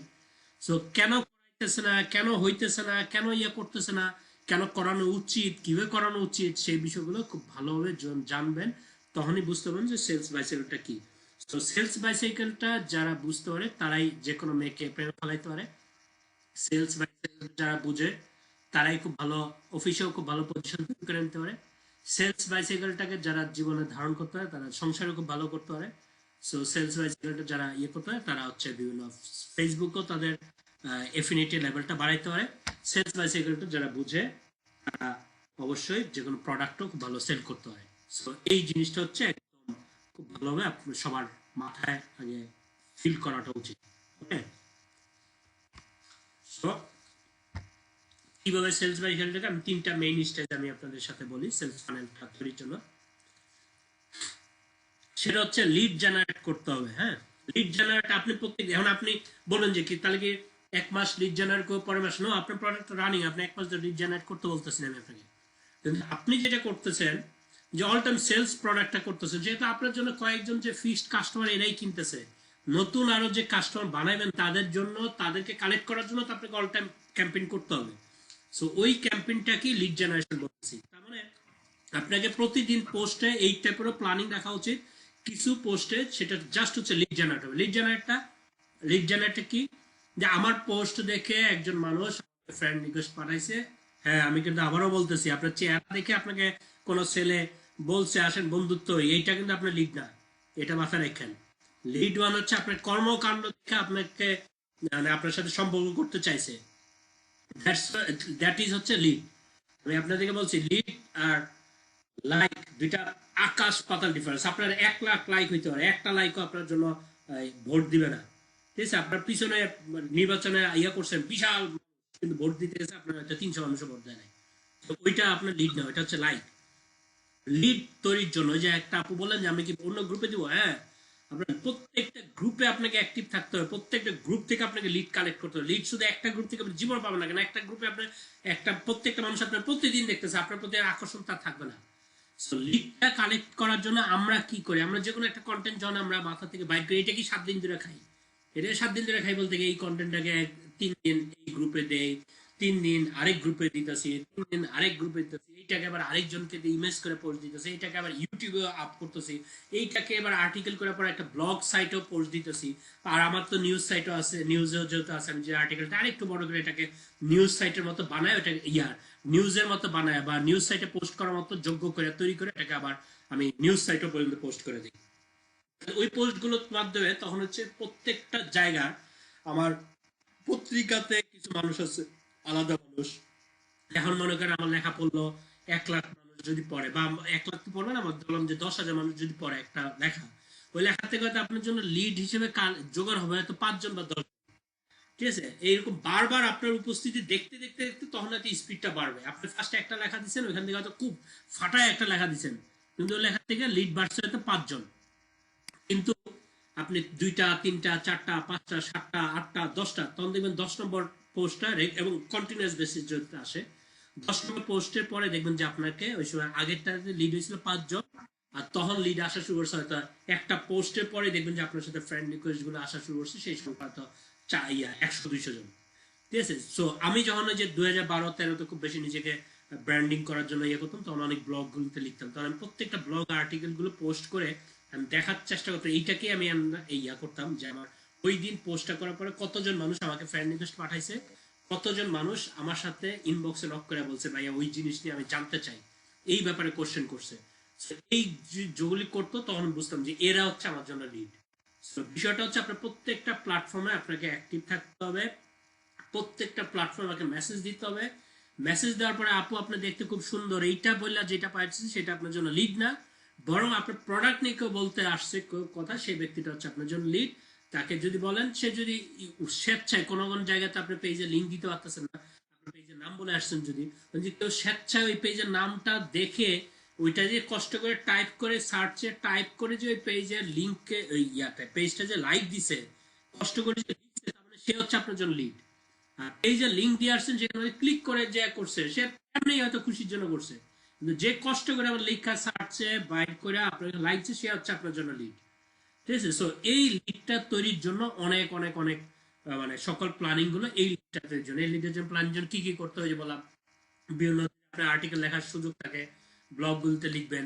আপনার যদি মানে ভিডিও করার সুযোগ থাকে, আপনি বিভিন্ন ইউটিউবে আপনাকে অল টাইম মানে নিজেকে প্রেজেন্ট করার চেষ্টা করবেন। আপনি ফেসবুকও প্রেজেন্ট করার চেষ্টা করবেন নিজেকে ভিডিও দিয়ে, যদি ভিডিওর সুযোগ থাকে। তারপর আপনার যদি সুযোগ থাকে যে বিভিন্ন পত্রিকা বা বিভিন্ন অন্যান্য গ্রুপগুলোতে আপনাকে অ্যাক্টিভ রাখা, সেটাও করবেন। আপনাকে যদি একটা পর্যায়ে যদি আপনাকে বলে, বিভিন্ন যদি বলে যে আপু আপনি তো ভালো ইয়েটে করেন, আমার একটা ক্লাস আছে, আপনি ক্লাসটা অ্যাটেন্ড করেন, হ্যাঁ ওই ক্লাসও আপনি অ্যাটেন্ড করবেন, তার সেখানের মাধ্যমে আপনার যে কজন আসছে তারা হচ্ছে আপনার জন্য লিড। আমি আপনাদের ক্লাস করাইছি, আলটিমেটলি আমার ক্লাস করাইছি, আমার কিন্তু মেইন অনেক কিছু ধ্বংস হইতেছে, কিন্তু তারপর ক্লাস করাইতেছি, এই ক্লাসটা কিন্তু আমার আলটিমেটলি আমার লাভটা হচ্ছে আমি যেটা একদম একদম পিওরলি চিন্তা করছি, একদম অরিজিনালি চিন্তা করছি, সেটা হচ্ছে অনেক দিন ধরে আমি ইন্ডাস্ট্রিতে খুব বেশি করতেছি না, কিন্তু কোম্পানির যে অবস্থার দিকে যাইতেছে, একটা পর্যায়ে তো আবার আমাকে কাজ টাজ খুঁজতে হইতে পারে। সো কাজ টাজ খুঁজতে হইতে পারে, তাহলে আমার অনেকগুলো লিড আবার নতুন করে তৈরি করা উচিত। দ্যাটস আমি ক্লাসে অ্যাটেন্ড করার আমি মানে ইচ্ছা প্রকাশ করছি এবং রাজি হয়েছি আর কি। সো এইটা আমি করতে যাই, আপনারা যখন এখানে, আমি কিন্তু আপনাদেরকে খুব বেশি আগ্রহী করি নাই যে আমার সাথে আপনারা ফেসবুকে অ্যাড হন, আপনারা নিজেরাই স্বেচ্ছায় অনেকে ফেসবুকে অ্যাড হয়েছেন। তো এই যে যারা যে অ্যাড হয়েছেন, সেখান থেকে আমি হিসাব করি যে তার মানে আমার থ্রোয়িংটা খুব ভালো ছিল, আমার কন্টেন্ট যেটা আমি বলতেছি, কথাগুলো বলতেছি, এটা সব পছন্দ করছে, দ্যাটস আমার সাথে অ্যাড হওয়ার চেষ্টা করছে। সো এই যে ইয়াগুলো আমি অ্যানালাইজ করতেছি, এই যে যারা যারা আসছেন তারা হচ্ছে আমার জন্য লিড। এই লিডটা আমার জন্য, যে বললাম ক্লাস করতে বলছি, যেখানে ক্লাসে করেন, বিভিন্ন জায়গায় যদি হয়, বিভিন্ন নেটওয়ার্কের প্রোগ্রাম হইতেছে, সেসব জায়গাতে অ্যাটেন্ড করবেন, অনলাইন প্রোগ্রামগুলো যদি হয় অনলাইন প্রোগ্রামগুলো অ্যাটেন্ড করবেন, এগুলি করে করে লিডগুলো তৈরি করার চেষ্টা করবেন, লিডগুলো বাড়ানোর চেষ্টা করবেন। যত বেশি লিড বাড়াবেন তত বেশি আপনার জন্য হচ্ছে ফিউচার, মানে ফিউচারটা বলতেছি, ওই যে বলছিলাম শুরুর দিকে যে মার্কেটিং হলো এটা, যে আপনি এখনো যে পরিশ্রম করতেছেন 2 বছর পরেও যে একই পরিশ্রম করতেছেন ওই 10,000 টাকা সেলের জন্য, কিন্তু লিড জেনারেট মানে এটা ব্র্যান্ডিং। ব্র্যান্ডিংটার মধ্যে কি হইতেছে, আপনি এখন সেল করতেছেন যেটুকু এই এফোর্ট দিয়ে আপনি সেল করতেছেন, 10,000 টাকা সেল করতেছেন, 2 বছর পরে আপনার কাছে চিন্তা আসবে ভাই কিছু না করলেও আমার 20,000 টাকা সেল আসবে, এটা হলো কনফার্ম। আমি হচ্ছে একটু আমার এই মাসে একটু টাকা বেশি দরকার, দ্যাটস একটু এফোর্ট দিব, সেটা হচ্ছে 50,000 টাকা সেলের জন্য। চোখ বন্ধ করে রাখলো 20,000 টাকা সেল আসবে। এই যে জিনিসটা আপনি প্ল্যানিং করতেছেন, সেই জিনিসটার জন্য আপনাকে লিড জেনারেট করার জন্য অল টাইম আপনাকে প্রক্রিয়ার মধ্যে থাকতে হবে। এটা এমন না যে লিড জেনারেট আজকে করে আপনি বন্ধ করে দিচ্ছেন, কালকে আর কোনো তা করবেন না, এরকম বিষয় না। অল টাইম আপনাকে করতে হবে লিড জেনারেট তৈরি করার জন্য। এটা হচ্ছে সেলস ম্যানেজারের 1 নম্বর স্টেজ। ওকে ওকে। সো এই যে বললাম যে আমি আপনাকে বললাম যে আপনারা খুব বাহবা দিতেছেন আমাকে, ভাইয়া কত কষ্ট করে আমাদেরকে ইনবক্সে নক দিতেছে, ইনবক্সে নক দিলে রিপ্লাই করে, আমাদের জন্য ডিজাইন করে দেয়, কত কষ্ট করতেছে। এই যে কষ্টটা করতেছি, এই কষ্টটা প্রত্যেকটা জিনিস হলো যে বললাম আমি মার্কেটিং এর ব্র্যান্ডিং নিয়ে কাজ করি। ব্র্যান্ডিং পার্সপেক্টিভ ওই জিনিসগুলো আমি সময়টা দিতেছি, সেটা নট অনলি মানে আপনাদের জন্য, এটা আপনারা ধারণা করতেছেন ওইটা, কিন্তু এটা অ্যাকচুয়ালি আমি হচ্ছে লিড নার্সারিং করতেছি আমি। একদম ক্লিয়ার, একদম মানে আমি সোজা সাপটা কথাবার্তা বলছি এর মধ্যে।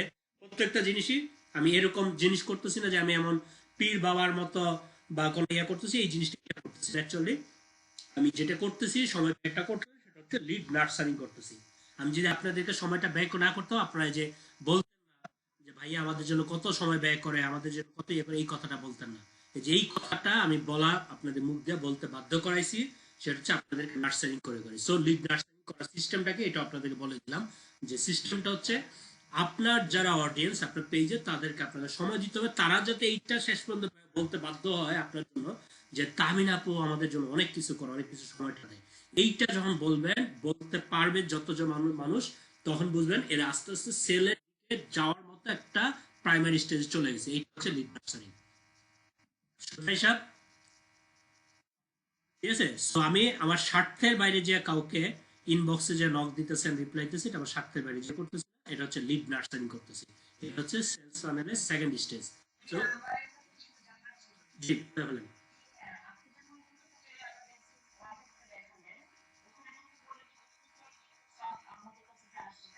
হুম।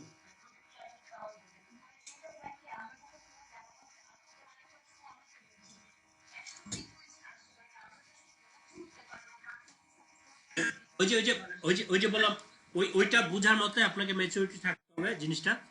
কারণ ওইটা মেয়েরাও কিছু এরকম ইয়া করে ফেলবেন, কিছু জিনিসগুলো আপনার বুদ্ধি বাইর করে ফেলবেন যে এইভাবে জিনিসগুলো, যেমন আপনাকে কেউ আসলে আমি মানে আমি তো আমার নিজের জায়গা থেকে একরকম চিন্তা করি, আর মেয়েদের তো জিনিসগুলো আরেকটা, যে মেয়েরা যদি সেই ক্ষেত্রে হলো আমার কাছে একটা জিনিস মনে হয়, সেটা হলো আপনি বলবেন যে যদি মনে হয় আপনি আমার পেজের আপনার আমাকে নক দেন।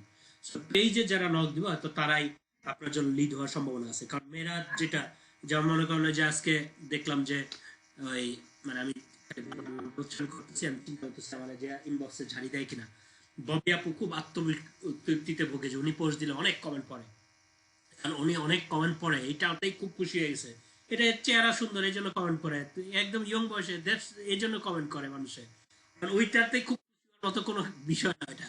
সো ওইটা হবে কিনা, কারণ আপনি মেয়ে হিসেবে আপনাকে সবাই ইনবক্সে রিকোয়েস্ট পাঠায়, ফ্রেন্ড রিকোয়েস্ট পাঠায়, এইটাই আপনার লিড কিনা, এটাকে খুঁজে ফিল্টারিং করে একটা প্রসেস রাখা উচিত, যেই প্রসেসে মানে আপনাকে কিন্তু অনেক বেশি সবার জন্য উদার হওয়া, এটা হইতে হবে অনেক বেশি, সবাই যাতে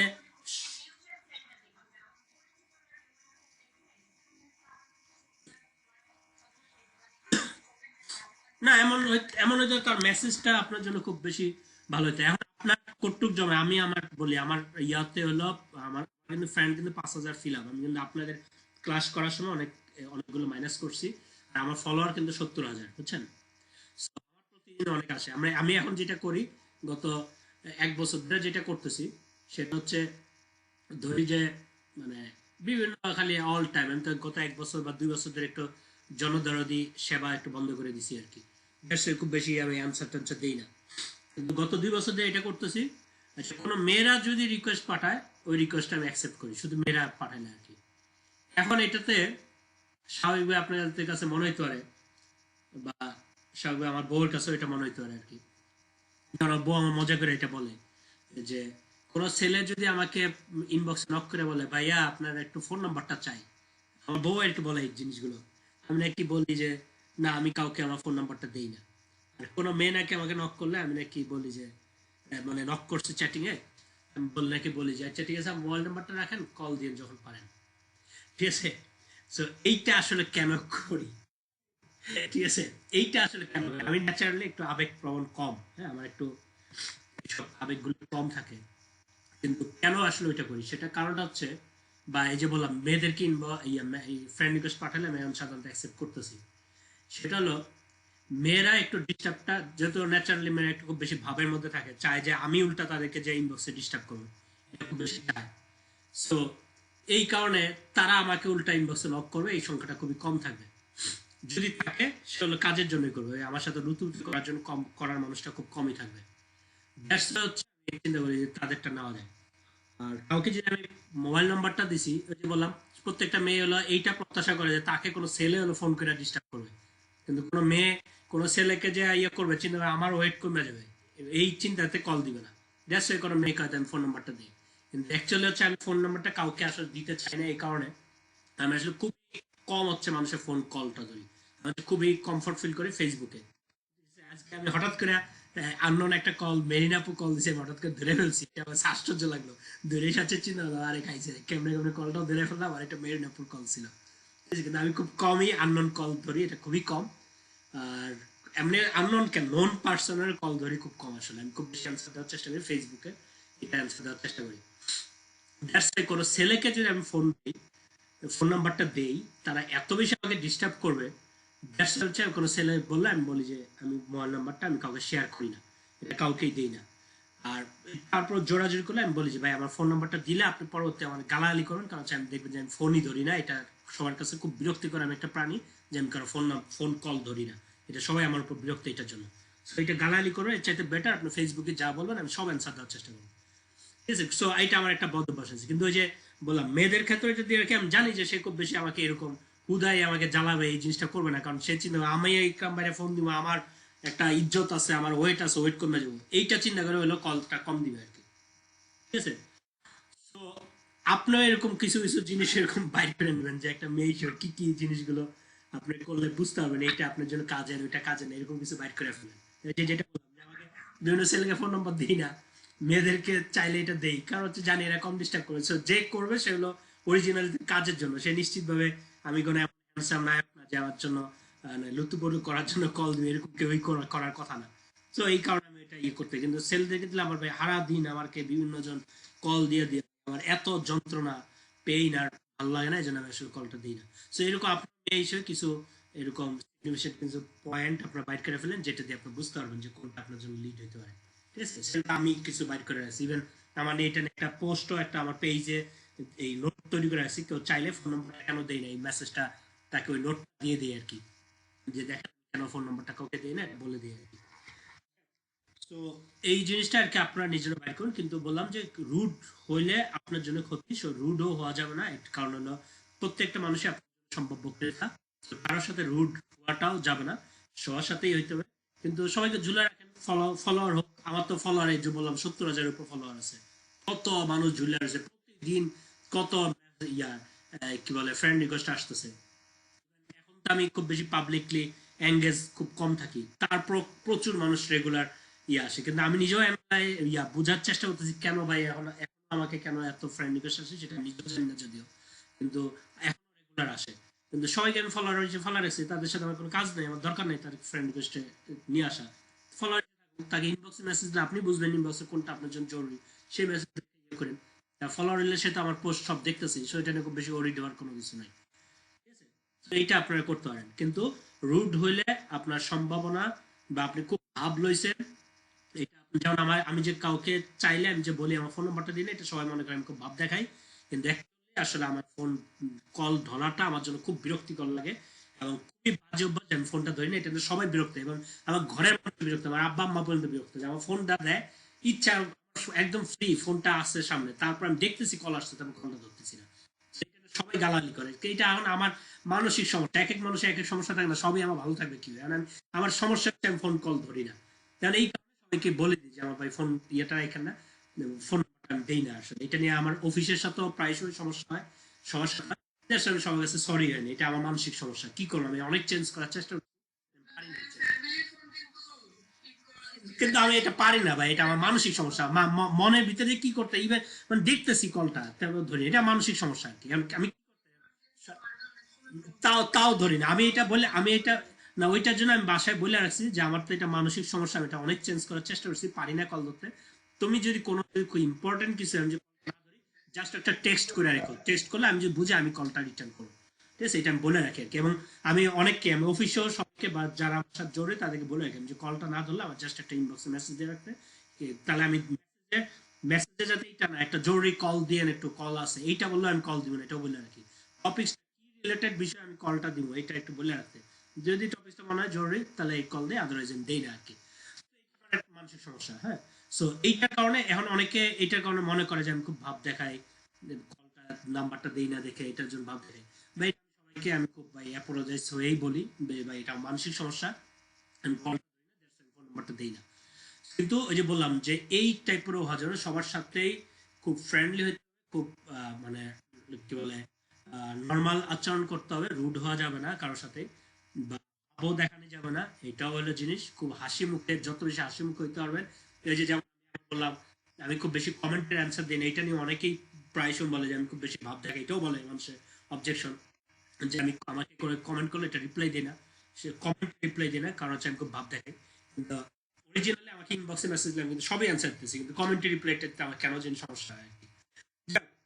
সো এটা এরকম আর কি বিষয়গুলো, যে আপনি যেরকম খুব বেশি আনকমফোর্টেবল জোনে আছেন, অনেক সেলার ডিস্টার্ব করবে, কিন্তু সেটারও একটা অবস্থা রাখতে হবে যে মানে আনকমফোর্ট জোনে থেকেও যাতে খুব বেশি ন্যাচারাল আচরণ করা যায় এবং কাউকে যাতে বিরক্তির কারণ তৈরি না হয়, এইটার একটা ব্যবস্থা আপনারা নিজেরাই মেয়ে হিসেবে আসলে কোনটা হওয়া উচিত এটা নিজেরা করে নিয়ে, সেটাই বললাম যে লিডটা তৈরি করবেন।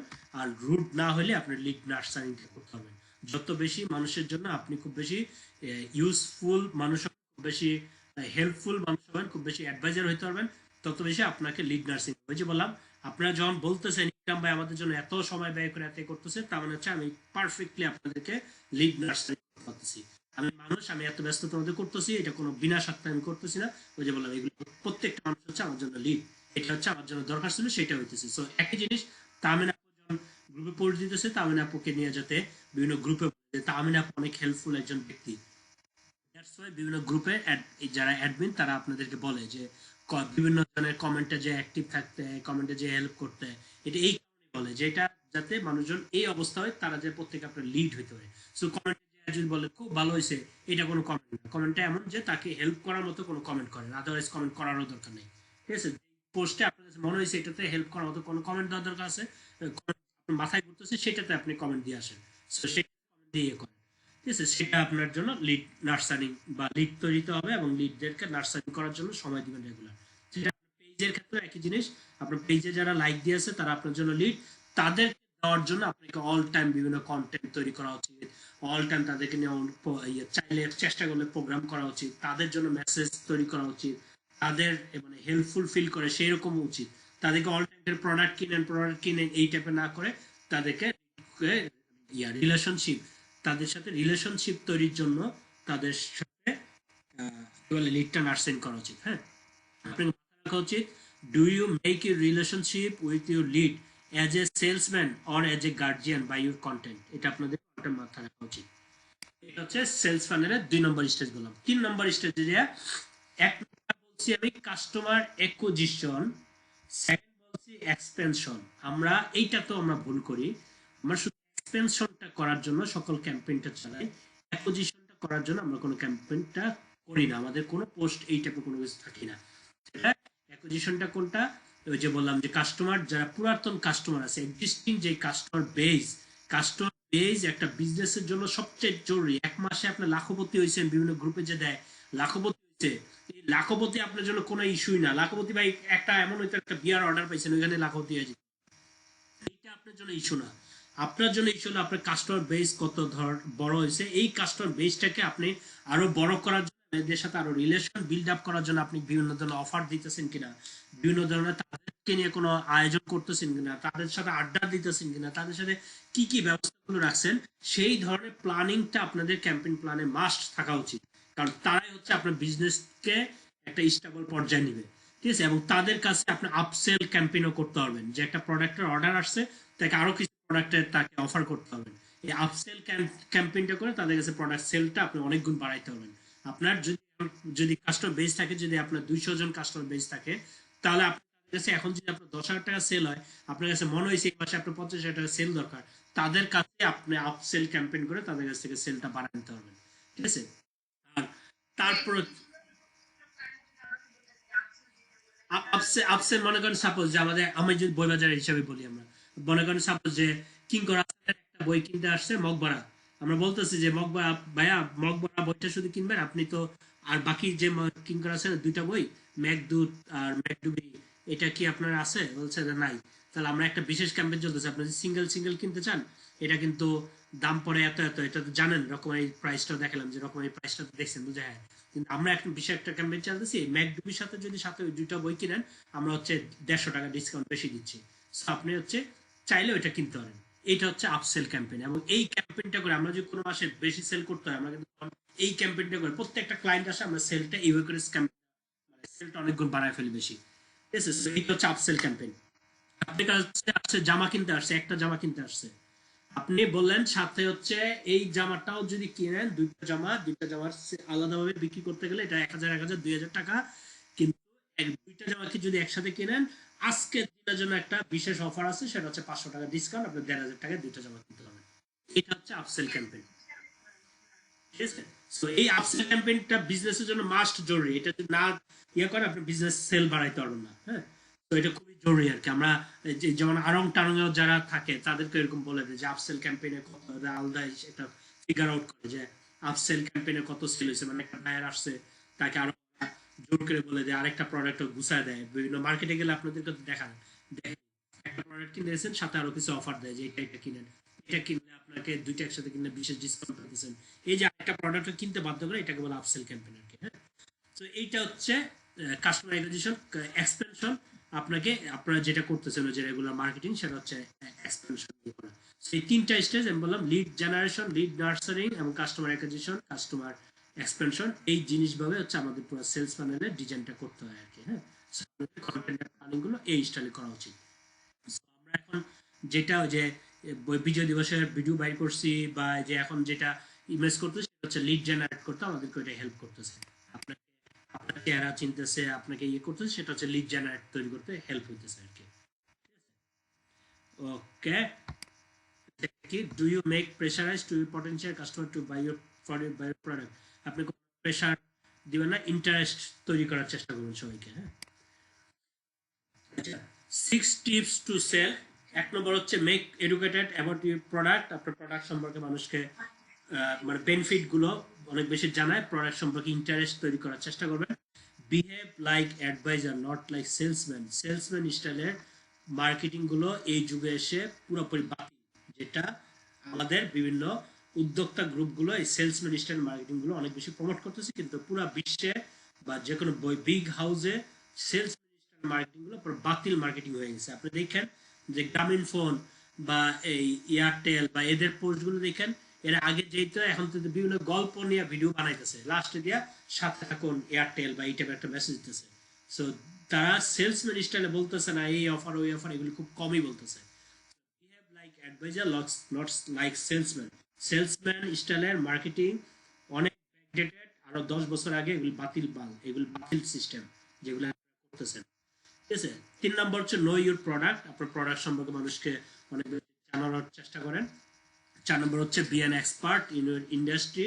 আপনি ওই বিষয়ে আপনি খুব বেশি ভালো জানেন, এই অবস্থানটা তৈরি করার চেষ্টা করেন। ওই অবস্থানটা তৈরি করে কিভাবে করেন? আপনার যে রেগুলার বিভিন্ন গ্রুপগুলোতে কন্টেন্ট, এমন কন্টেন্ট তৈরি করেন, বিভিন্ন জনের প্রশ্নের কমেন্টে অ্যান্সার দেওয়ার চেষ্টা করেন। কন্টেন্টগুলো কি কন্টেন্টগুলো তৈরি করবেন, সেটা হচ্ছে অন্যদের পোস্টে কি কমেন্টগুলো পড়ছে, মানুষের কোয়ারিটা কি, ওই কোয়ারি নিয়ে আপনি কন্টেন্টগুলো তৈরি করেন।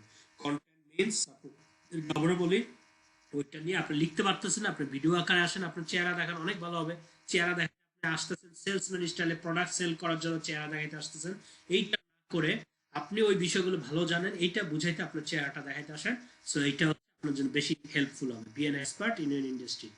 Sell solution not product. আপনার প্রত্যেকটা প্রবলেম থেকে হচ্ছে সেলসটা। যেমন আগে মানুষজন, আমরা আগে ই কমার্সে আমরা কখনোই, ইভেন আমিও ক্লাস করাইতাম বিভিন্ন জায়গায়, বলতাম যে ই এমন প্রোডাক্ট কখনো সিলেক্ট করতে না যে প্রোডাক্টটা ঘর থেকে বের হয়ে মানুষজন কিনতে পারে, কারণ মানুষজন নিজের হাতে কিনতে খুব বেশি পছন্দ করে।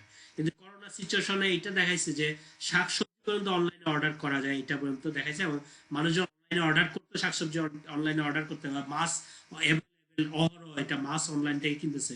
এই ঘটনাটা মানে ওই করোনা সিচুয়েশন আমাদেরকে দেখাইছে। সো এই যে একটা সিচুয়েশনে এটা সলিউশনটা বাইর করছে, এই সলিউশন হচ্ছে এইভাবে করা। এইটাকে মানুষজন পছন্দ করে। মানুষ প্রোডাক্ট কিনে না, মানুষ কিনে যে কোনো প্রবলেমের সলিউশনটা কিনে। তো আপনার কন্টেন্টটা যেটা তৈরি করবেন, সেই কন্টেন্টটা যাতে মাস্ট হচ্ছে কোনো একটা প্রবলেমের সলিউশন করার জন্য এই প্রোডাক্টটা হেল্প করবে, এই স্টাইলে কন্টেন্টটা সাজানোর চেষ্টা করবেন। তাহলে ওইটা হচ্ছে মানুষজন কিনে। মানুষজন প্রোডাক্ট অ্যাকচুয়ালি কিনে না, মাথায় রাখেন। মানুষজন হচ্ছে সলিউশন কিনে অ্যাকচুয়ালি। হ্যাঁ, তো ওইভাবে আপনার কন্টেন্ট প্রোডাক্টটা সেল করার চেষ্টা করবেন। 6 নম্বর হচ্ছে follow up post, all time follow up post. Follow up পোস্টটা কি? ফলো আপ পোস্ট হচ্ছে এইটা যে আমি গতকালকে পোস্ট দিছিলাম, আলহামদুলিল্লাহ আমার 3টা এই গ্রুপ থেকে গতকালকে আলহামদুলিল্লাহ 3টা আমার অর্ডার পাইছি। এটা হচ্ছে ফলো আপ পোস্ট। আচ্ছা, আর ফলো আপ এবার আরেক দিন দিলেন, ওই 3টা অর্ডার পাইছি, আপুরা খুব ভালো ভালো ফিডব্যাক দিছে, ফিডব্যাক ভালো ভালো করছে। এইটা হচ্ছে ফলো আপ পোস্ট। একটা পোস্টকে টানেন, আরো 4-5 দিন ধরে টানেন। একটা পোস্ট 4-5 দিন ধরে টানেন। এই যে যে আপুরা এখনো, আরো অনেক আপুরা রিকোয়েস্ট করছেন ওই অর্ডারটার জন্য, যদিও বই ড্রেসটা শেষ হয়ে গেছে, আমি আবার ওই ড্রেসটা নিয়ে আসছি। ওই যে আগের পোস্টকে টেনে এত পোস্ট হইতেছে, এটা হচ্ছে ফলো আপ পোস্ট। মানুষের অ্যাটেনশনটা অনেক বেশি বৃদ্ধি করে ফলো আপ পোস্ট করে। এই 6টা জিনিস আপনাদেরকে বলছি, যেটা হচ্ছে আপনার সেলস বৃদ্ধিতে সাহায্য করবে। এই 6টা জিনিস, সেটা মাথায় রাখলে আপনারা ভালো সাকসেস পেতে পারবেন। হ্যাঁ, এটা একটা গ্রাফ, এটা ইন্টারন্যাশনালি একটা ইয়ে থেকে, প্ল্যাটফর্ম থেকে পাওয়া। মানুষ সেলের ডিসিশন গুলো নেয় সেটা একটু বুঝাইতে, সেটা হচ্ছে মানে কিছু অংশ দেখতেছি না। আচ্ছা, আচ্ছা, এইটা হচ্ছে মানে এখানে দেখাইতেছি কি কি প্ল্যাটফর্মে মানুষজন সবচেয়ে বেশি মানে ট্রাস্ট আর ডোন্ট ট্রাস্ট। এটা একটু দেখেন। Recommendation from friends and family, এইটা হচ্ছে 1 নম্বরে, সেটাতে মানুষজন ট্রাস্ট করে বেশি। ফ্রেন্ডস অ্যান্ড ফ্যামিলি, ফ্রেন্ডস, আপনি ফেসবুকে যাকে ফ্রেন্ড বানায় ফেলছেন, সে আপনাকে চিনেন না, তার সাথে সেলসম্যান না, আপনি তার সাথে ফ্রেন্ডস বানাবেন, তাহলে আপনার ব্যাপারে ট্রাস্ট অর্জন করবে বেশি। সেলসম্যানকে মানুষ সবচাইতে অবিশ্বাস করে বেশি, কারণ সে যে কোনো কিছুকে, একটা কেউ বলবে যে অনেক সুন্দর একটা গুড়, খুব ভালো গুড়, সবাই দেখবেন যে গুড়ের এখন অ্যাডভার্টাইজ করতেছে, শীতকাল আসছে, তার গুড়টাই সবচেয়ে খাঁটি, সেখানে চিনি নাই, এই কথা সকল ব্যক্তি পোস্ট দিতেছে। আপনি নিজেও কনফিউশন পড়ে যাবেন কার গুড়টা আছে ভালো, কোনখান থেকে কিনবো। তাও মধু সবারটাই সুন্দরবনে খাঁটি মধু, আর সুন্দরবনেও তো এত মধু মানে উৎপাদন হয় না যে যতজনের সুন্দরবনে মধু সেল করে। তো এইখান থেকে মানুষজন প্রোডাক্ট কিনবে না, কিনবে হচ্ছে এই যে বলছিলাম ব্যক্তি দেখে, আপনাকে দেখে কিনবে। সেই ব্যক্তিটা কি? সেই ব্যক্তিটা আপনি যখন তার সাথে ফ্রেন্ডস এন্ড ফ্যামিলি অবস্থানটা বানায় ফেলতে পারবেন, নট সেলসম্যান। সো এইখান থেকে সবচেয়ে বেশি আপনাদের ট্রাস্ট অর্জন হয়। সেই ফ্রেন্ডস এন্ড ফ্যামিলিটা হওয়ার চেষ্টা করবেন। সেটা হচ্ছে ট্রাস্ট, এবং ডোন্ট ট্রাস্ট আমি বললাম, ডোন্ট ট্রাস্টটা কম করে।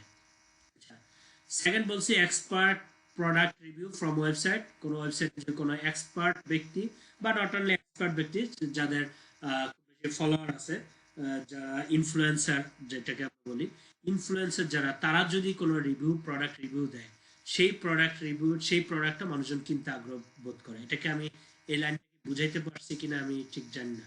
এই লাইনটাকে বুঝাইতে পারছি আমি? আমি এই লাইনটা বুঝাইতে পারছি, সেকেন্ড লাইনটা, expert product review from website. আচ্ছা, এক্সপার্ট প্রোডাক্ট রিভিউ ইয়া দেখবেন যে বিভিন্ন মনে করেন সাপোজ যে, আচ্ছা এই যে মনে করেন এখন ওই যে আপনারা যারা ফুড রিভিউ গুলো দেখেন, ফুড রিভিউরা, ফুড ব্লগাররা বিভিন্ন হোটেলে যখন খায়, আমরা ওই হোটেলে খাওয়াটা দেখে কিন্তু আমরা আগ্রহ বোধ করি ওই হোটেলে যে আমরাও খাওয়া দাওয়া করবো। ঠিক আছে, ওই হোটেলের দেখা যায় যে ওই যাদের যেসব ফুড ব্লগারদের ভালো পরিমাণ ফলোয়ার আছে, বিভিন্ন হোটেলগুলো ওই ফুড ব্লগারকে হায়ার করে যে তার ওইখানে যে ফ্রি খাওয়াবো, আমার এই হোটেলটা নিয়ে একটা ভিডিও করেন। ওই ভিডিওটা দেখে অনেক মানুষ ওখানে ক্রেতা হয়। এই যে কারণ হচ্ছে ওই একজন ফুড ব্লগার, যে তার মানে ফুড বিষয়ক তার এক্সপার্ট, বা তার অনেক ফলোয়ার আছে, বা সে একজন ফুড রিলেটেড ইনফ্লুয়েন্সার। সো তাকে মানুষজন অনেক মানে তাকে অনেক বেশি ফলো করে। So, সে একটা বিষয়কে যদি রিকমেন্ড করে, সেই জিনিসটা মানুষজন মাস্ট কেনার চেষ্টা করে, এবং এটাকে ট্রাস্ট করে, সেই ওই সেই হোটেলটার বিষয়ে ট্রাস্ট করে। সেম জিনিস আমি যদি বাংলাদেশে একদম শুরুর দিকে, যখন ফার্স্টে যে ই কেবল ছিল না, ই কমার্স শুরু হইতেছে, ই কমার্স ইয়েগুলো ই ক্যাবেরও প্রতিষ্ঠার আগে আর কি, সেখানে যে একটা রাজশাহী রাম নামে একটা ই কমার্স শুরু হয়েছিল, একদম শুরুর দিকের কথা বলতেছি। রাজশাহী রামের ওইখানে দেখেছে তাদের যখন শুরু হচ্ছে তখন আমি তাদেরকে বলতেছিলাম যে এরকম বিভিন্ন ব্যক্তিদেরকে, যারা খুব ভালো মাপের ব্যক্তি আছে, যাদের ভালো ফলোয়ার আছে, তাদেরকে প্রোডাক্ট গুলো কিনতে, তাদের কাছে প্রোডাক্ট গুলো কেনান, তাদেরকে দিয়ে আপনি মানে ফেসবুকে একটা পোস্ট করান। যদি পোস্ট করেন দেখবেন যে আপনি যত পোস্ট করতেছেন, 50 বার পোস্ট করতেছেন, যেই ইয়াটা করবেন তার সে যদি পোস্ট করে তার চেয়ে আপনার সেল অনেক বেড়ে যাবে, তার কথা মানুষজন বিশ্বাস করবে। আপনি ফেসবুকে বুস্ট করতেছেন, সেটা যে পরিমাণ খরচ করবেন তার চেয়ে তাকে আপনি তাকে মুখ দিয়ে বলান, তার জন্য দরকার হলে তাকে আপনি 500 টাকা কম টাকা নিয়ে আপনি তাকে প্রোডাক্টটা দেন, তারপর সে যদি বলে আপনার জন্য খুব বেশি আরো সেল বেশি আসবে, ঠিক আছে? তখন তারা মানে আমার এই পরামর্শটাই গ্রহণ করছিল, করে বিভিন্ন ব্যক্তিদেরকে ফ্রি ফ্রি অনেক মানে ফ্রি ফ্রিও দিছে, গিফট দিছে, সাথে দিছে, এসে আমিও পাইছি, আমাকে মানে 20 কেজি আম দিছিল, 20 কেজি আম পাঠাইছে। তারপর আমি 20 কেজি আম যে ফ্রি ফ্রি পাইছি, এরপর কিনছিও আমি, এবার ফ্রি পাইছি দেখে ওইটাই ইয়ে করছি না, পরবর্তী আরো কিনছিও আমি। সো ওইটা করে আমি মানে যত ফ্রি ফ্রি খাইছি একটু রিভিউ দিতে হয়, এই জন্য রিভিউ দিছি যে খুব ভালো আম, এবং ওইটাতে তাদের অনেক গুণ সেল হয়ে গেছে। কারণ হচ্ছে আমি আমার মুখ দিয়ে বলছি, এই বলারটা অনেক মানুষজন অনেক সহজে যেভাবে গ্রহণ করছে, এটা হচ্ছে সে হয়তো আরো 20 বার বললে এইভাবে মানুষজন গ্রহণ করতো না, ঠিক আছে? তো এইভাবে এক্সপার্টদের দিয়ে আপনি প্রোডাক্টকে রিভিউ যদি করান বা আপনার বিজনেসটাকে রিভিউ পোস্ট করান, সেটা হচ্ছে আপনার জন্য। এখন আমি এক্সপার্ট বলতে এমন বলতেছি না যে অনেক বড় বড় ব্যক্তিকে দিয়ে, এমন হয়তো যে আপনাদের গ্রুপে অ্যাডমিন যে তাকে অনেক বেশি মানুষজন ফলো করে, তাকে দিয়ে বলান যে তাকে কোনো একটা গিফট দেন, তাকে দিয়ে একবার বলান যে আমার পেজটা সম্বন্ধে বলে দিন, সেটা আপনার যে এক্সপার্ট। তো এই টাইপের রিভিউ গুলো কালেক্ট করলে ওইটা আপনার জন্য অনেক বেশি সেল এনে দিবে। হ্যাঁ, এটা আপনাদের বললাম আর কি। ইন্ডিপেন্ডেন্ট রিভিউস ইন পাবলিকেশন, এটা হচ্ছে কোনো এক্সপার্টকে দিয়ে না, যে কোনো ব্যক্তি প্রোডাক্ট ইউজার যারা, তারা রিভিউ দিতেছে। ওই যে আপনাদের যারা ইউজার তাদেরকে বলবেন তাদের ফেসবুকে পোস্টে, ফেসবুক যাতে আপনাদেরকে একটা রিভিউ দেয়, আগ্রহ করবেন। যারা করতে চায় না তাদেরকে জোর করার দরকার নেই, আপনি তাদেরকে একটু অফার দিবেন যে ভাই আপু এটাকে আপনার দেন, বা মাঝে যে এরকম একটা ক্যাম্পেইন করতে হবে, আমাদের প্রোডাক্টটা কিনে কেউ যদি রিভিউ দেয়, রিভিউ দিলে পরবর্তী প্রোডাক্টটা কেনার সাথে আপনি 5% ডিসকাউন্ট পাবেন। তাহলে দেখা যাবে দুইটা জিনিস লাভ, একটা হচ্ছে সে রিভিউটাও দিবে, এটা একটা লাভ পাইতেছে, সেকেন্ড হচ্ছে সে হচ্ছে 5% ডিসকাউন্ট করার জন্য সে হচ্ছে সেকেন্ড বার আপনার রিপিট কাস্টমার হবে। এটা আপনার জন্য দুইটার জন্য লাভ। এরকম কোনো ক্যাম্পেইন আপনি চালাইতে পারেন, যে ক্যাম্পেইন গুলো আপনাকে সেল করতে অনেক অনেক ট্রাস্ট অর্জন বাড়ায় দিবে এবং তখন থেকে সেল হবে। ট্রাস্ট বাড়ানো চান্স আপনার থেকে প্রোডাক্টটা সেল হবে আর কি। হ্যাঁ, তারপর হচ্ছে customer product review from website, আপনার কাস্টমার যারা তারা হচ্ছে আপনার ওয়েবসাইটে গিয়ে রিভিউ দিবে, সেটা হচ্ছে আরেকটা ট্রাস্ট বাড়ায় দেবে। বিভিন্ন প্রোডাক্টের নিচে যে বললো আমি প্রোডাক্টটা ভালো ইউজ করছি, আমার খুব ভালো লাগছে, সেটা হচ্ছে আপনার কাস্টমার প্রোডাক্ট রিভিউ। এই চারটা জিনিস থেকে মানুষজন সাধারণত সেলের ডিসিশন নেয়, খুব দ্রুত ডিসিশন নেয়। কিন্তু যেটা ব্যাকডেটেড সেল ডিসিশন, যেগুলো এখন হচ্ছে অনেক কম সেল ডিসিশন হয় বা সেল কনভার্ট হয়, সেটা হচ্ছে TV ad, newspaper ad, magazine ad. বিজনেসম্যানরা এখন ওইগুলোতে এই কারণে খুব কম খরচ করার চেষ্টা করে, তারা চেষ্টা করে যে কম খরচ, ওগুলোতে কম খরচ করবে, কারণ ওগুলোতে খুব বেশি তাদের সেল আসবে না, তারা সেল আনার চেষ্টা করে, তখন হচ্ছে এই মাধ্যমগুলোতে। ঠিক আছে, আমি মোটামুটি মনে হয় গ্রাফটা বুঝাইতে পারছি আপনাদেরকে। এজ র্যাঙ্ক নিয়ে আপনাদের কথা বলছি আগে আগের ইয়াতে, সো এই স্লাইডটা আমি আর না বলতেছি, সবাই মনে হয় জানেন আপনারা। কিন্তু এজ র্যাঙ্কটা বাড়াবেন কিভাবে, মানে আপনাদের এফিনিটি স্কোরটা বাড়াবেন কিভাবে, সেটার জন্য এখানে কয়েকটা টিপস এখানে লিখছি। Create engaging content, all time engaging content. Engaging content করতে যে আমি বললাম লো এফিনিটি কন্টেন্ট রেগুলার দেওয়ার চেষ্টা করেন না, এটা আপনার ব্র্যান্ড ভ্যালুটা কমায় দিবে। আপনি চেষ্টা করবেন হাই এফিনিটি কন্টেন্ট গুলো তৈরির চেষ্টা করবেন। সো এই কারণে বললাম ক্রিয়েট এঙ্গেজিং কন্টেন্ট। হ্যাঁ, লো এফিনিটি কন্টেন্ট কোনটা, এঙ্গেজিং কন্টেন্ট এইটাও, যে আমাকে আজকে কেমন লাগছে এটা বলছে, সবাই এসে কমেন্ট করছে, সেটাও এঙ্গেজিং কন্টেন্ট, যে সবাই কমেন্ট করতেছে তার মানে এঙ্গেজিং কন্টেন্ট। কিন্তু এটা হচ্ছে লো এফিনিটি কন্টেন্ট। ঠিক আছে, সো এই টাইপের কন্টেন্টগুলো আপনি ফলো করলে আপনার ব্র্যান্ডের জন্য খুব 12টা বাজবে, আপনার অবস্থানও খুব লো লেভেলে চলে যাবে আর কি। হ্যাঁ, সেকেন্ড হচ্ছে use call to action. Use call to action মানে কি, আপনি পোস্টের নিচে মানুষকে ইনভাইট করেন যে আমার পোস্টে লাইক, মানে ভালো লাগলে পোস্টটাকে শেয়ার করেন বা কমেন্ট দেন, কমেন্টটা বা একটা কোন একটা কোশ্চেন থ্রো করেন যে পোস্টে এই আরো কিছু জানতে চাইলে কমেন্টে বলুন, এই টাইপের করে আপনি ইয়ে করেন যেখানে এঙ্গেজ হবে, সেটাতে এটা হচ্ছে ইউজ কল টু অ্যাকশন। হ্যাঁ, post links, photos, videos frequently, আপনি অল টাইম খালি পোস্ট দিতেছেন এই টাইপের না, মাঝে মাঝে কখনো পোস্ট, কখনো ফটো, কখনো ভিডিও, বিভিন্ন টাইপ চেঞ্জ করেন, চেঞ্জ করে করে মানুষজনের আগ্রহ রাখেন। যখন একই জিনিস দেখবেন আপনি, ওই কি বলে ঐশ্বর্যের মানে আমার তো ড্রিম গার্ল ছিল ঐশ্বরিয়া আর কি, যেন ঐশ্বরিয়ার নামটা আসে সবসময়। ঐশ্বরিয়ার যদি আমার খুব ড্রিম গার্ল, ঐশ্বরিয়ার যদি আমি বিয়ে করতাম 1 মাস পর ঐশ্বরিয়ার আমার ভালো লাগতো না আর কি। হ্যাঁ, মানুষজন একই জিনিস দেখতে খুব ভালো লাগে না, যেখানে আপনারা খুব বেশি মানে মেয়েরা খুব বেশি দুঃখ করেন, জামাইয়ের সাথে হয়তো অল টাইম ঝগড়াও করেন। শুরুতে তো আমার খুব ভালো লাগতো, আমি তো এত এত মেয়ে পাইছি, আমি পুরানো হয়ে গেছে, আমার ভালো লাগে না। এটা ভালো লাগে না, এটা হলো স্বাভাবিক, এটা লাগবে না, এটাই স্বাভাবিক। তো আপনি যে পোস্ট করতেছেন, আপনার পোস্টটা খুব সুন্দর পোস্ট, কিন্তু এটা ভালো লাগবে না কয়েকদিন পরে। তো এটাকে রেগুলার কন্টিনিউয়াসলি চেঞ্জ করে করে বিভিন্ন ধরনের আপনাকে পোস্টের ধরনগুলো চেঞ্জ করা উচিত, যাতে মানুষজনের আপনার প্রতি বা আপনার পোস্টের প্রতি আগ্রহ হারায় না ফেলে। ঠিক আছে? তারপর হচ্ছে post consistently at strategic time. আপনি কিছু টাইম ফিক্সড করে টাইমগুলোতে আপনি পোস্টগুলো করবেন, সেটা একটু ঠিক করে নেবেন। সেই টাইমটাই অল টাইম মেনটেন করার চেষ্টা করেন, যাতে মানুষজন ওয়েট করে আপনার পোস্টের জন্য, যে এই টাইমে একটা পোস্ট আসবে, সেটা একটা ধারা তৈরি করার চেষ্টা করবেন। Is keep it short and simple. আপনি শর্ট পোস্টগুলো করার চেষ্টা করেন বেশি। শর্ট পোস্ট এখন অনেক ক্ষেত্রে আপনি মনে করেন শর্ট পোস্ট আসতেছে না, আপনার লেখা অনেক খুব বড়, সেখানে ক্ষেত্রে চেষ্টা করেন যে পয়েন্ট পয়েন্ট পয়েন্ট এইভাবে দিয়ে আপনি পোস্টগুলো করার চেষ্টা করেন, তাহলে আপনার জন্য বেশি বেটার হবে। ওকে, আচ্ছা। বি ভিজুয়াল, অবশ্যই ছবি জাতীয়। এই ছবির ক্ষেত্রে আমি ওই দিন বলছিলাম ছবি কোন টাইপের ছবি বেশি যাবে, কোন টাইপের গুলো কম যাবে, এগুলো নিয়ে আমি ওই দিন বলছিলাম যে শুধু অবজেক্টের ছবি দিবে, এইটা যতটুক যায়। কোন একটা সাথে যদি অবজেক্টের সাথে যদি কোনো একটা মানুষের ছবি থাকে, সেটা আরো বেশি যায়। মানুষের ছবিটার মধ্যে যদি আমার ছবি হয়, আরো বেশি এটা ট্রাস্ট অর্জন হয় বেশি, মানে আমার নিজের ছবি যদি হয়, সেখানে আমার নিজের ছবিটা যদি গোমরা মুখে না হয়, যদি হাসি মুখে ছবি হয়, সেটা আরো বেশি ট্রাস্ট মুখে, আরো বেশি ট্রাস্ট বেশি থাকে। সো এরকম আর কি, যত বেশি আপনি ছবি ইউজ করবেন, ছবিগুলো আমার খুব ঘোলা ছবি না হলে, যদি আপনি খুব কালারফুল এবং খুব ঝকঝকে ছবি ইউজ করেন, সেটা ভ্যালু অনেক গুণ বাড়ায় দেয়। ঠিক আছে? সো প্রত্যেকটা পোস্টের সাথে এরকম ভিজুয়াল দেওয়ার চেষ্টা করবেন। আপনি যদি এমন পারেন যারা লিখতে পারে, যা সরি খুব ভালো ডিজাইন পারে, যেমন জ্যোতি খুব ভালো ডিজাইন পারে, জ্যোতি খুব বেশি আর্টিকেল লেখার দিকে এত বেশি মনোযোগ না হয়, বা আর্টিকেলটা লিখতেও সাথে যদি একটা ইনফোগ্রাফিক ডিজাইন করে এখানে পোস্ট করে, তার লেখাটা অনেক বেশি মানুষজন পড়বে এবং তাকে আলাদাভাবে নোটিস করতে হবে।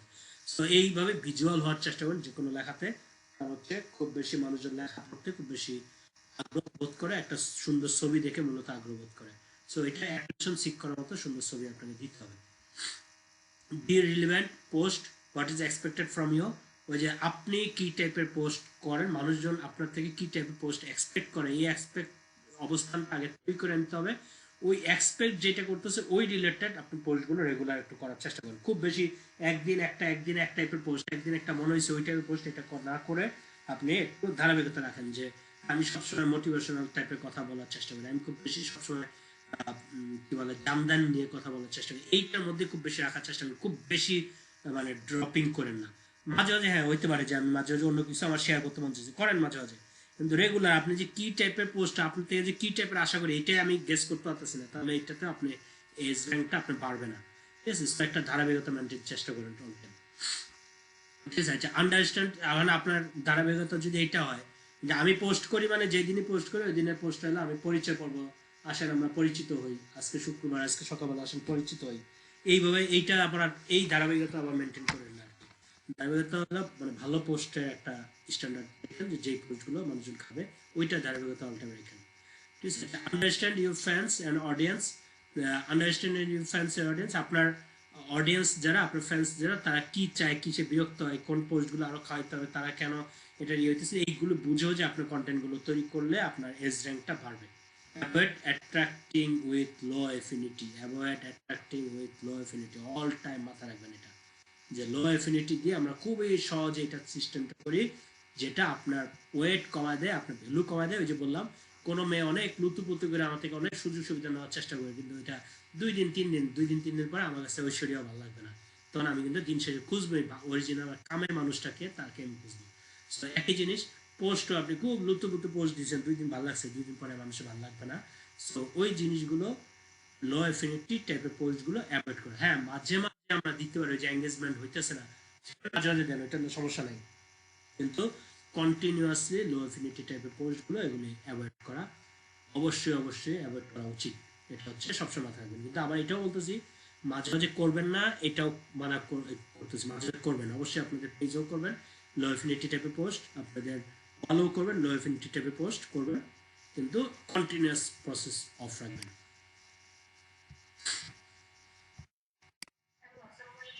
ওয়ালাইকুম আসসালাম। কল টু অ্যাকশন, হ্যাঁ কল টু অ্যাকশন, ওই যে পোস্টের লাস্টে যে বলবেন যে আপনার পোস্টটা ভালো লাগলে লাইক বা কমেন্ট বা শেয়ার করুন, এটা বললেন, কিংবা নিচে দিয়ে একটা কোনো কোশ্চেন থ্রো করলেন, যে কোনো একটা কোশ্চেন বললেন, সেটার মধ্যে মানুষজন কোশ্চেন উত্তর দেওয়ার জন্য হলো এখানে কমেন্টটা করবে। যে এরকম মনে করেন সাপোজ আজকে যে আমরা একটা ক্যাম্পেইন চালতেছি বিজয় মানে, আপনি শেষ করে নিচে দিয়ে লিখলেন যে বিজয় মানে আপনার কাছে কি, বিজয় আপনার কাছে বিজয়টা, আপনার কাছে বিজয়ের সংখ্যাটা কি, এটা লিখে আপনি পোস্ট করলেন। তখন সব ইয়ে দেখে প্রত্যেকে দেখবেন ওখানে কমেন্টে হয়তো লিখবে যে বিজয়টা কি, এটা বলার চেষ্টা করবে। এটা হচ্ছে call to action. Which post get most engagement? Image post, infographics, memes, cartoon, behind the scenes. Behind the scenes মানে কি, আপনার প্রোডাক্ট প্যাকেজিং, প্রোডাক্ট কিভাবে হইতেছে, এই বিষয়গুলো মানুষের খুব বেশি পছন্দ হয়, এগুলো খুব বেশি এঙ্গেজমেন্ট হয়। ঠিক আছে, সো এগুলি করেন। ভিডিওস, পোস্ট, কোটেশন বা tips, informative notes, interview of influencers, ask a question or quiz, free research, blog stories, story telling series, photo caption, fill in the blank, এগুলি খুব এঙ্গেজমেন্ট টাইপের পোস্ট। শর্ট কি post, how টুস, tutorial, tips, এই টাইপের পোস্টগুলো খুব বেশি এঙ্গেজমেন্ট হয়। লিস্ট টাইপ পোস্ট, আপনি যে পয়েন্ট পয়েন্ট যে 12টা পদ্ধতি, কাপড়কে শুকনো রাখতে 12টা পদ্ধতি, বা রান্নায় যে লবণ বেশি পড়ে যায় এটা টিপস কি কি, এই টাইপের যদি দেন এগুলো খুব বেশি ভালো কাজ করে। Cheat sheet, checklist, to do, reviews, রিভিউজগুলো মানুষগুলো অনেক বেশি দেখার চেষ্টা করে। এভারগ্রিন কন্টেন্ট, নস্টালজিয়া, নস্টালজিয়া মানে কি, আপনার ছোটবেলায় কোনো ছবি আপনি শেয়ার করলেন, ছোটবেলায় কোনো ইয়া শেয়ার করলেন, এগুলো হচ্ছে নস্টালজিয়া। মানুষজন ভাবা শুরু করে, আচ্ছা আমার লাইফটা, ছোটবেলার লাইফটাও তো এরকম কাটছে। আপনার আপনার স্কুল লাইফে কোনো ঘটনা শেয়ার করলেন, এটা মানুষজন ভাবার চেষ্টা করে, এগুলোতে খুব বেশি এঙ্গেজমেন্ট হয়। ঠিক আছে, তো এরকম নস্টালজিয়া। হলিডে উইশেস, ঠিক আছে, তারপর হচ্ছে survey research, influencing fan engage, trendy, trendy humour, trendy humour মানে, মানে এখন বর্তমানে যখন যেটা নিয়ে এক এক সময় এক একটা জিনিস ইয়ে ঘুরে, যেমন একসময় গেছে বাবু খাইছো, তারপরে কয়েকদিন আগে গেল তিতলি কি পারবে। তো এই টাইপের বিষয়গুলো নিয়ে আপনাদেরকে যদি পোস্ট করেন, এই টাইপের যখন যেটা ট্রেন্ড চলে, তখন সেটা অনেক বেশি এঙ্গেজমেন্ট বাড়বে। ঠিক আছে,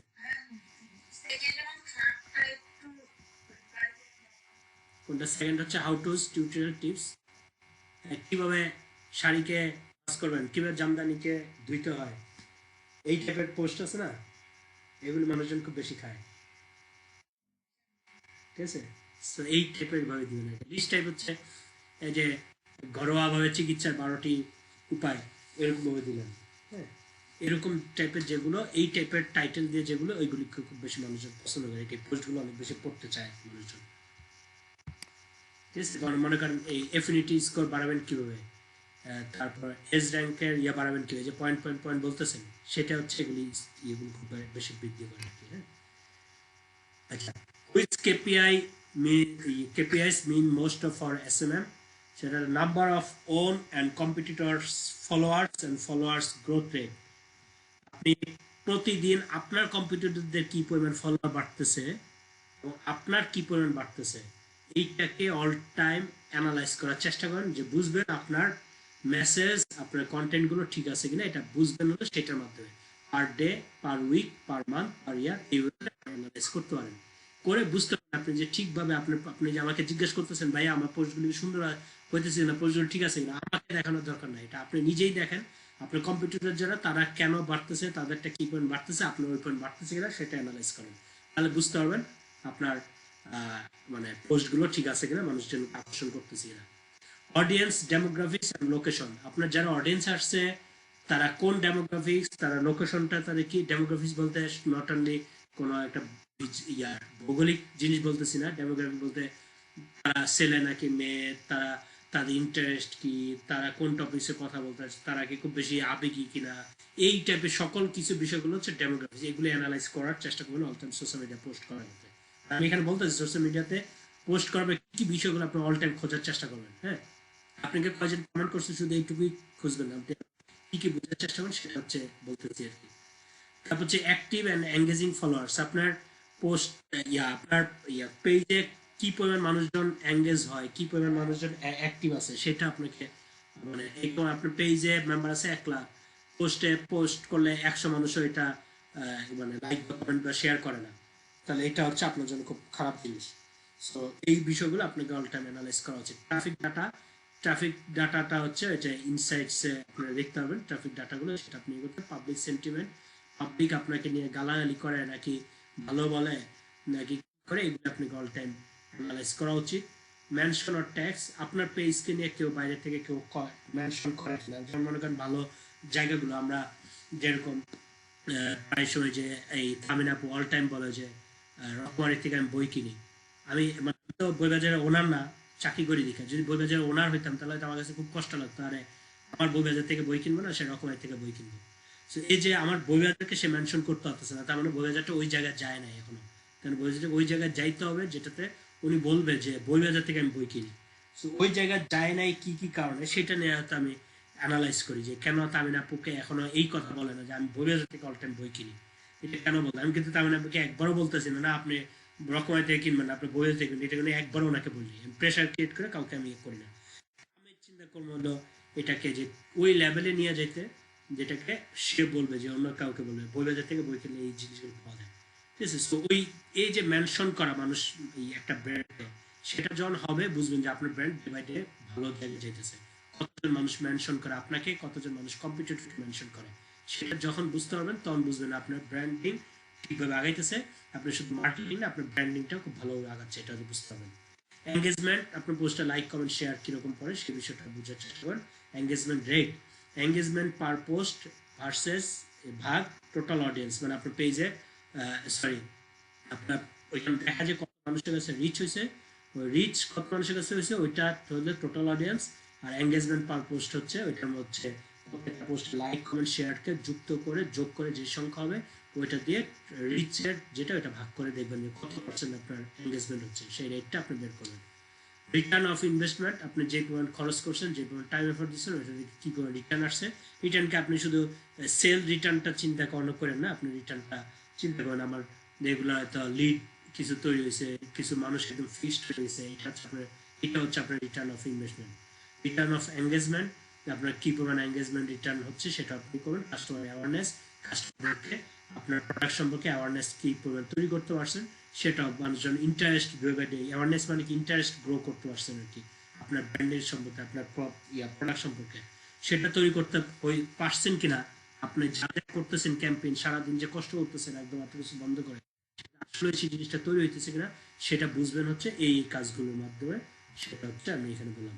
কেপিআই মেজার করার জন্য কিছু টুলস আছে, আমরা অ্যানালাইজ করার চেষ্টা করি, সেটা হচ্ছে ফেসবুক ইনসাইটসে, টুইটার অ্যানালিটিক্সে, এই দুইটা, আর গুগল অ্যানালিটিক্স। গুগল অ্যানালিসিসটা হচ্ছে ওয়েবসাইট থেকে, এটা আমরা হচ্ছে ওয়েবসাইট যদি থাকে সেটা ট্রাফিকগুলো আমরা অ্যানালাইজ করি গুগল অ্যানালিটিক্সের উপর, সেটা আপনাদের একটা ক্লাস আছে, সেই ক্লাসে আমরা দেখাবো। So Google analytics, Twitter analytics, Facebook ইনসাইটসে আমরা এই করি। আর বাকি যেগুলো হচ্ছে পেইড টুলস, পেইড টুলসে এখানে আমি কোনটা এখানে ইউজ করা আমাদের করছি, হটসুইটস অ্যানালিটিক্স করছি। এগুলো হচ্ছে ইন্টারন্যাশনালি কোনো বিজনেসের জন্য হলে সেক্ষেত্রে অনেক আরও সূক্ষ্ম অ্যানালাইজ করা প্রয়োজন হয়, তখন এগুলি আপনার ইউজ করা যায়, যে hot analytic, deep flow, viral heat, zoom social, quantity, melt water, সাইফ, সোশ্যাল বেকার্স, এরকম অনেক অ্যানালিটিক টুলস যেখান থেকে হিসাব করে এখানে ইয়ে করতে হয়। আর বাংলাদেশের বিজনেসের জন্য আমাকে এত কিছু কোনো কিছুই করতে হবে না। বাংলাদেশের বিজনেসের জন্য Facebook insights, Twitter analytic, Google analytic is more than enough analyse করার জন্য। ফেসবুক ইনসাইটসের অডিয়েন্স যদি আমি এখানে একটা ছবি দেখাইছি, আপনারা তো অনেকেই আপনাদের ফেসবুক ইনসাইটসে দেখতেও পারেন। এখানে পিপল রিচ, পিপল কোন বয়সের মানুষদের কাছে বেশি রিচ করতেছে, ছেলে নাকি মেয়ে, এটা নিচেরটা হচ্ছে মেয়ে, উপরটা হচ্ছে ছেলে। 18 থেকে 24 বয়সে মেয়ে ছেলেরা হচ্ছে বেশি, এখানে রিচ হচ্ছে বেশি। বাংলাদেশে এত, সৌদি আরবে এত, ইন্ডিয়া এত, ঢাকা বাংলাদেশে এরকম কিছু ইয়ে আছে। এঙ্গেজ হচ্ছে কারা কারা বেশি, এঙ্গেজের মধ্যে ওমেন 7%, ম্যান হচ্ছে 93%, এই কিছু অ্যানালিসিস রিপোর্ট, এগুলো এঙ্গেজমেন্ট থেকে দেখা যায়। What to listen to in Facebook, ফেসবুকে কি কি আপনি বোঝার চেষ্টা করবেন।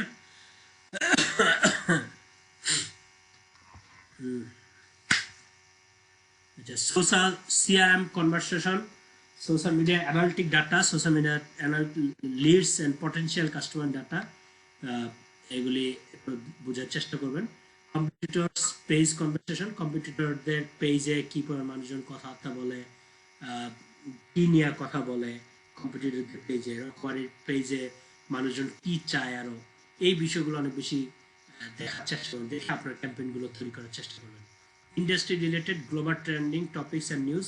আপনি যেটা মনে করেন, আমি বইয়ের বিজনেস করি, এই বইয়ের এখন কি টাইপের ইয়াগুলো মার্কেটিং ক্যাম্পেইনগুলো বেশি চলে, আসলে এখন কোন টাইপের প্রোডাক্টগুলো বেশি চলে। আমি যদি এখন রবীন্দ্রনাথের বই সেল করতে যাই, আমার একটা বই সেল চলবে না। আমি জানি যে কি বলে, সাদাতের বই খুব বেশি পছন্দের, আসলে বেশি সুন্দর লিখে না, কিন্তু ট্রেন্ড চলতেছে এটা নিয়ে আমার কাজ করতে হবে, আদারওয়াইজ আমি টিকতে পারবো না জিনিসটা। তারপর ওই সাদাতে বইটা চলতে গেলে ক্যাম্পেইনটা কে কিরকম করতেছে সেটা আমাকে দেখে আমারও ক্যাম্পেইন প্ল্যানিংটা করা উচিত।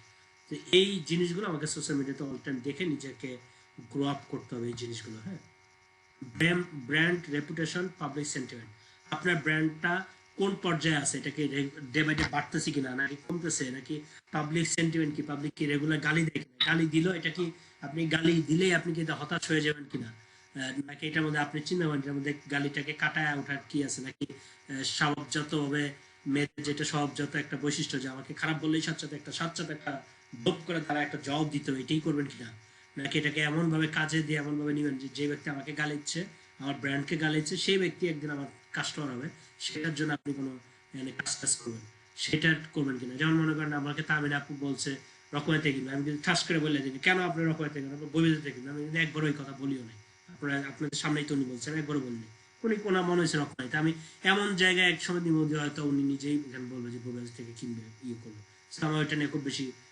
মাথা ব্যথা নাই যে আমাকে সাথে অ্যান্সার দিয়ে বলতে হবে। তো এই জিনিসগুলো আমি জাস্ট অ্যানালাইজ করার চেষ্টা করি যে কেন উনি এখানে থেকে কিনবে, এখানে কিনবে, এগুলো বোঝার চেষ্টা করি। Identify customer problems and solve it, কাস্টমাররা কি কি প্রবলেমগুলো, এটাও আপনি জানতে পারবেন হচ্ছে কম্পিটিটরদের পেজদের কমেন্টগুলো দেখলে আপনি বুঝতে পারবেন যে কাস্টমার আরো কি কি চায়। মনে করেন কাস্টমাররা চাইতেছে যে ঢাকার বাইরে হোম ডেলিভারি চায়, ঢাকার ভিতরে, ঢাকার বাইরে হোম ডেলিভারি পায় না, পোস্ট অফিসের মধ্যে ডেলিভারি হয়, সেটা আনতে আরো খরচ হয়, তারা হোম ডেলিভারি চায়, তাহলে আপনি হোম ডেলিভারি টাইপের প্রবলেম সলিউশন নিয়ে আপনি পোস্ট করেন, আপনি পোস্টের মেসেজটাই এইটা দেন যে আমরা ঢাকা বাইরে, আপনি দিচ্ছেন বইয়ের কিঙ্কর হাসানের বই, এখানের মধ্যে দিয়ে দিলেন ঢাকার বাইরে হোম ডেলিভারি তো হয়তো আগামী 7 দিনের জন্য মাত্র 30 টাকা হোম ডেলিভারি পাবেন আপনি, এরকম বলেন। কারণ কাস্টমার হয়তো এখন বলতেছে যে ডেলিভারি চার্জ 60 টাকা, এটা নিয়ে তো কম্পিটিটিভ পেজে বলতেছে 100 টাকা ডেলিভারি চার্জ দেবে, 80 টাকা ডেলিভারি চার্জ দিয়ে আমাদেরকে এনে পোষায় না, এটাকে ডেলিভারি চার্জটা করে দেন। আপনি ওইটাকে মেনশন করে আপনি পোস্ট দেন যে আমরা আগামী 7 দিনের জন্য, আজকে শুক্রবারের জন্য ডেলিভারি চার্জ হচ্ছে অনলি 10 টাকা, আপনি ডেলিভারি নিন, ঢাকা বাইরে ঘরে বসে হোম ডেলিভারি নিন। এই টাইপের মেসেজটা দিয়ে কন্টেন্টটা তৈরি করেন। কি মেসেজ দিয়ে আপনি আন্দাজের উপর একটা মেসেজ দিয়ে আপনি কন্টেন্ট তৈরি করে বলতেছেন, সেটা তো আপনি বেশি ইফেক্টিভ হবে না। আপনি এটা খোঁজার চেষ্টা করেন পাবলিক সমস্যাটা কি, ওইটাকে সলিউশন দিয়ে ওইটার মেসেজটা, আপনার বিজ্ঞাপনের মেসেজটা ওইটা যাতে হয় এটা ব্যবস্থা করবেন আর কি। আচ্ছা, ইন্ডাস্ট্রি ইনফ্লুয়েন্সার দেয়ার কনভারসেশন, ইন্ডাস্ট্রি ইনফ্লুয়েন্সার কারা, ইনফ্লুয়েন্সার মানে হলো যাদের ইয়াগুলো বেশি ফলো করে মানুষ। হ্যাঁ, যেমন মনে করেন সাপোজ আমি যদি বইয়ের ইয়ে করি, আমি কি করবো, যে যেসব লেখকদের ভালো ফ্যান ফলোয়ার আছে সেই লেখকরা হচ্ছে আমার জন্য ইনফ্লুয়েন্সার, আমার জন্য সাদাত হোসেন ইনফ্লুয়েন্সার, আমার জন্য কিঙ্কর হাসান ইনফ্লুয়েন্সার। তাদের অ্যাক্টিভিটিস গুলো, তাদের কনভারসেশন গুলো, তাদের চ্যাটিং ইয়ার, তাদের কমেন্ট গুলো, তাদের পোস্টের যে কমেন্ট গুলো মানুষজনের চাহিদা কি, এগুলো সবসময় আমি দেখার চেষ্টা করি, অ্যানালাইজ করার চেষ্টা করি, সেটার উপর ভিত্তি করে আমি ক্যাম্পেইন প্ল্যানিংটা করার চেষ্টা করি। এই বিষয়গুলো আপনার দেখার চেষ্টা, মনে করেন সাপোজ যে কিঙ্কর হাসান এখানে যা লিখতেছে, ভাইয়া আপনার নতুন বই যেটা বেরোতেছে এটার মধ্যে আপনার অটোগ্রাফ থাকবে তো, হ্যাঁ অটোগ্রাফ তো সবাই দিবে, তাহলে আমার ব্যতিক্রম দিতে হবে। যেমন আমি আগের মকবরার সময় একটা জিনিস কমপ্লিট করছিলাম যে সবাই তো অটোগ্রাফ দিতেছে, ব্যতিক্রম কি করবো, লিখছি যে কিঙ্কর হাসান অটোগ্রাফ, এবং সাথে হচ্ছে কিঙ্কর হাসান সবার জন্য একটা করে চিরকুট লিখবে, সবার প্রত্যেকের নাম ধরে একটা চিরকুট লিখবে, প্রথম 100 জনের জন্য এরকম চিরকুট লিখবে। এইটা একটা ব্যতিক্রম একটা জিনিস করছে, সে সবার জন্য একটা সাদা লাল কাগজে, লাল নীল কাগজে চিরকুট লিখছে, এবং সবার জন্য অটোগ্রাফ হয়েছে, প্রত্যেকটা কাগজের ভিতরে চিরকুট ছিল, সবাই দেখে এটা খুব এক্সাইটেড হয়েছে। এই যে এই জিনিসগুলো এটা বোঝার চেষ্টা করছে, এইগুলো যদি আপনি ওই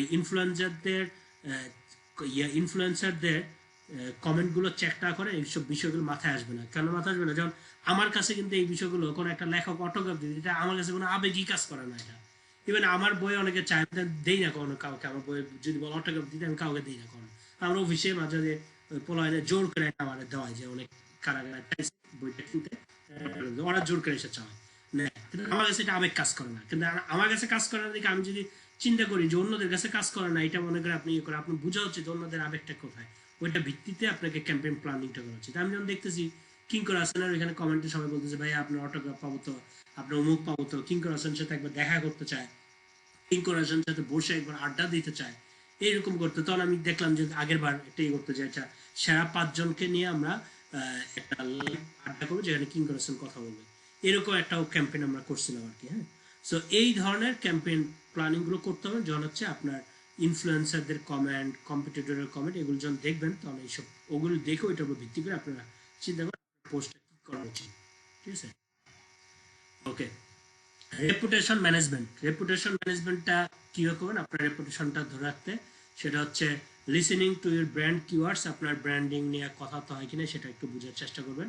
one to one Facebook conversation and building reputation, one to one Facebook conversation and building reputation, ওই যে আপনারা আমাকে ইনবক্সে নক দেন, আমি এত ব্যস্ততার মধ্যে অ্যান্সার দিই, এটা হচ্ছে one to one Facebook communication conversation, কারণ হচ্ছে আমি আমার রেপুটেশন বাড়াইতে চেষ্টা করতেছি, দ্যাটস ওয়াই ওয়ান টু ওয়ানে আমাকে নক দিলাম, এটা অ্যান্সার দেওয়ার চেষ্টা করি। পাবলিক রিলেশন আর one to many for building reputation, সেটা কোনটা, ওই যে আমি যে ক্লাস নিতেছি এটা হচ্ছে ওয়ান টু মেনি স্টাইলের রিলেশনটা তৈরি করার চেষ্টা করতেছি। সেম জিনিস আপনারা ওয়ান টু মেনি রিলেশনটা হচ্ছে ফেসবুকে পোস্ট দিতেছে, আমি এখানে মানুষজন হইতেছে, বিভিন্ন গ্রুপে দিতেছে, মানুষজন কমেন্ট করতেছে, এইটা হচ্ছে build to one to many relation তৈরি আর কি। Positive, negative, neutral, public sentiment analyze. কেউ নেগেটিভ বলছে আর ক্ষেপে যে আপনাকে জবাব দিতে হবে এটা না করে কেন নেগেটিভ বলছে, কেউ আপনার কি বলে ছবি আপ করতে চায় না, কেন আপনার ছবি আপ করতে চায় না, আপনার সাথে চিল্লাইয়া মার্কেট পাইয়া আপনি মার ছবিটা আপ করতে চাইছেন, কেন আপনাকে ভিডিওতে রাখতে চায় না, এটা কেন করতে চায় না, সেটা চিল্লাইয়া জোর করে করছেন, সেটা না করে প্রত্যেকটা জিনিসে আপনাকে এগুলি অ্যানালাইজ করা উচিত যে ফিউচারে এটা যাতে না হয়, সেটার জন্য আমি আমার অবস্থানটা, সে ইকরাম ভাই বাধ্য হবে আমাকে রাখতে, এইটা অবস্থানটা তৈরি করতে আমাকে পজিশনটা তৈরি করতে হবে, কিন্তু চিল্লায় আমি মার্কেট তৈরি করবো এটা নিয়ে কখনো হবে না। সো এই জিনিসগুলো অ্যানালাইজ করা আমাদের মাস্ট জরুরি, আমাকে কেন পজিটিভ বলছে, কেন নেগেটিভ বলছে, কেন নিউট্রাল থাকছে, প্রত্যেকটা সেন্টিমেন্ট আমাকে অ্যানালাইজ করে ওই অনুযায়ী আমার অ্যাক্টিভিটিস প্ল্যানগুলো আমাকে রাখা উচিত, যাতে যে আমাকে নেগেটিভ বলছে সে যাতে একটা পর্যায়ে আমার ব্যাপারে সেই উল্টা আমার ব্যাপারে পজিটিভ রিকমেন্ড করতে বাধ্য হয়, আমি বলার আগে, আমি বলবো না, নিজে থেকে যেতে বাধ্য হয়, এটা করা উচিত। ঠিক আছে, সো মনে করেন আমার জামাই আমাকে নিয়ে খারাপ বলছে অন্যদের কাছে, আমি যা চিল্লে আমার জামাই তুমি আমার নিয়ে খারাপ কইছো, মানুষে আমার নিয়ে ইয়ে করছো, আমি খালি তোমার কাছে খারাপ, দুনিয়ার কাছে তোমার খারাপ অ্যাক্টিভিটিস লাগছে দেখে সে খারাপ বলছে, এটা চিল্লায় ভালো হওয়ার তো দরকার নেই, এমন কোনো অ্যাক্টিভিটিস করো যাতে সে যা বলে যে বাইরে যে বলে আমার বউটা অমুক অমুক করছে, কিন্তু কোনো অ্যাক্টিভিটিস করাই নাই, কারণ আপনি যা বলতেছেন না আমার কোনো ভালো জিনিস চোখে পড়ে না, এই জিনিস এইভাবে চিল্লায় কোনো সময় ভালো হওয়া যায় না আর কি, বরং চিন্তা করেন আমাকে এই জিনিসটা নেগেটিভ বলছে, তাহলে ওই আসলে মনে হয় নেগেটিভ আছে, ওই জিনিসটা আমি এমন অ্যাক্টিভিটিস করবো যে জামাই উল্টা আমার ভালো বলবে। ঠিক আছে, তো এই জিনিসগুলো আমাদেরকে মাথায় রাখা উচিত, কিন্তু আমরা খুব বেশি প্র্যাকটিস করে চিল্লায় বড় হইতে চাই, আমরা চুপ থাকতে পারি না আর কি, চুপ থেকে কাজে কর্মে বড় হইতে চেষ্টা করি না, এটা সবার মধ্যে আমাদের সবারই খুব বেশি মানে খুব বেশি সমস্যা এটা আর কি।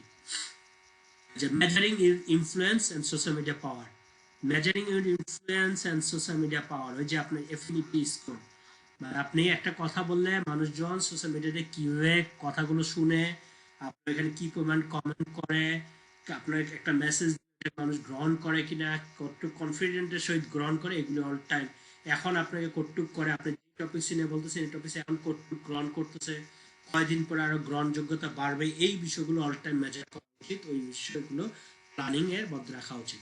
ঠিক আছে, এটা হচ্ছে রেপুটেশন ম্যানেজমেন্ট।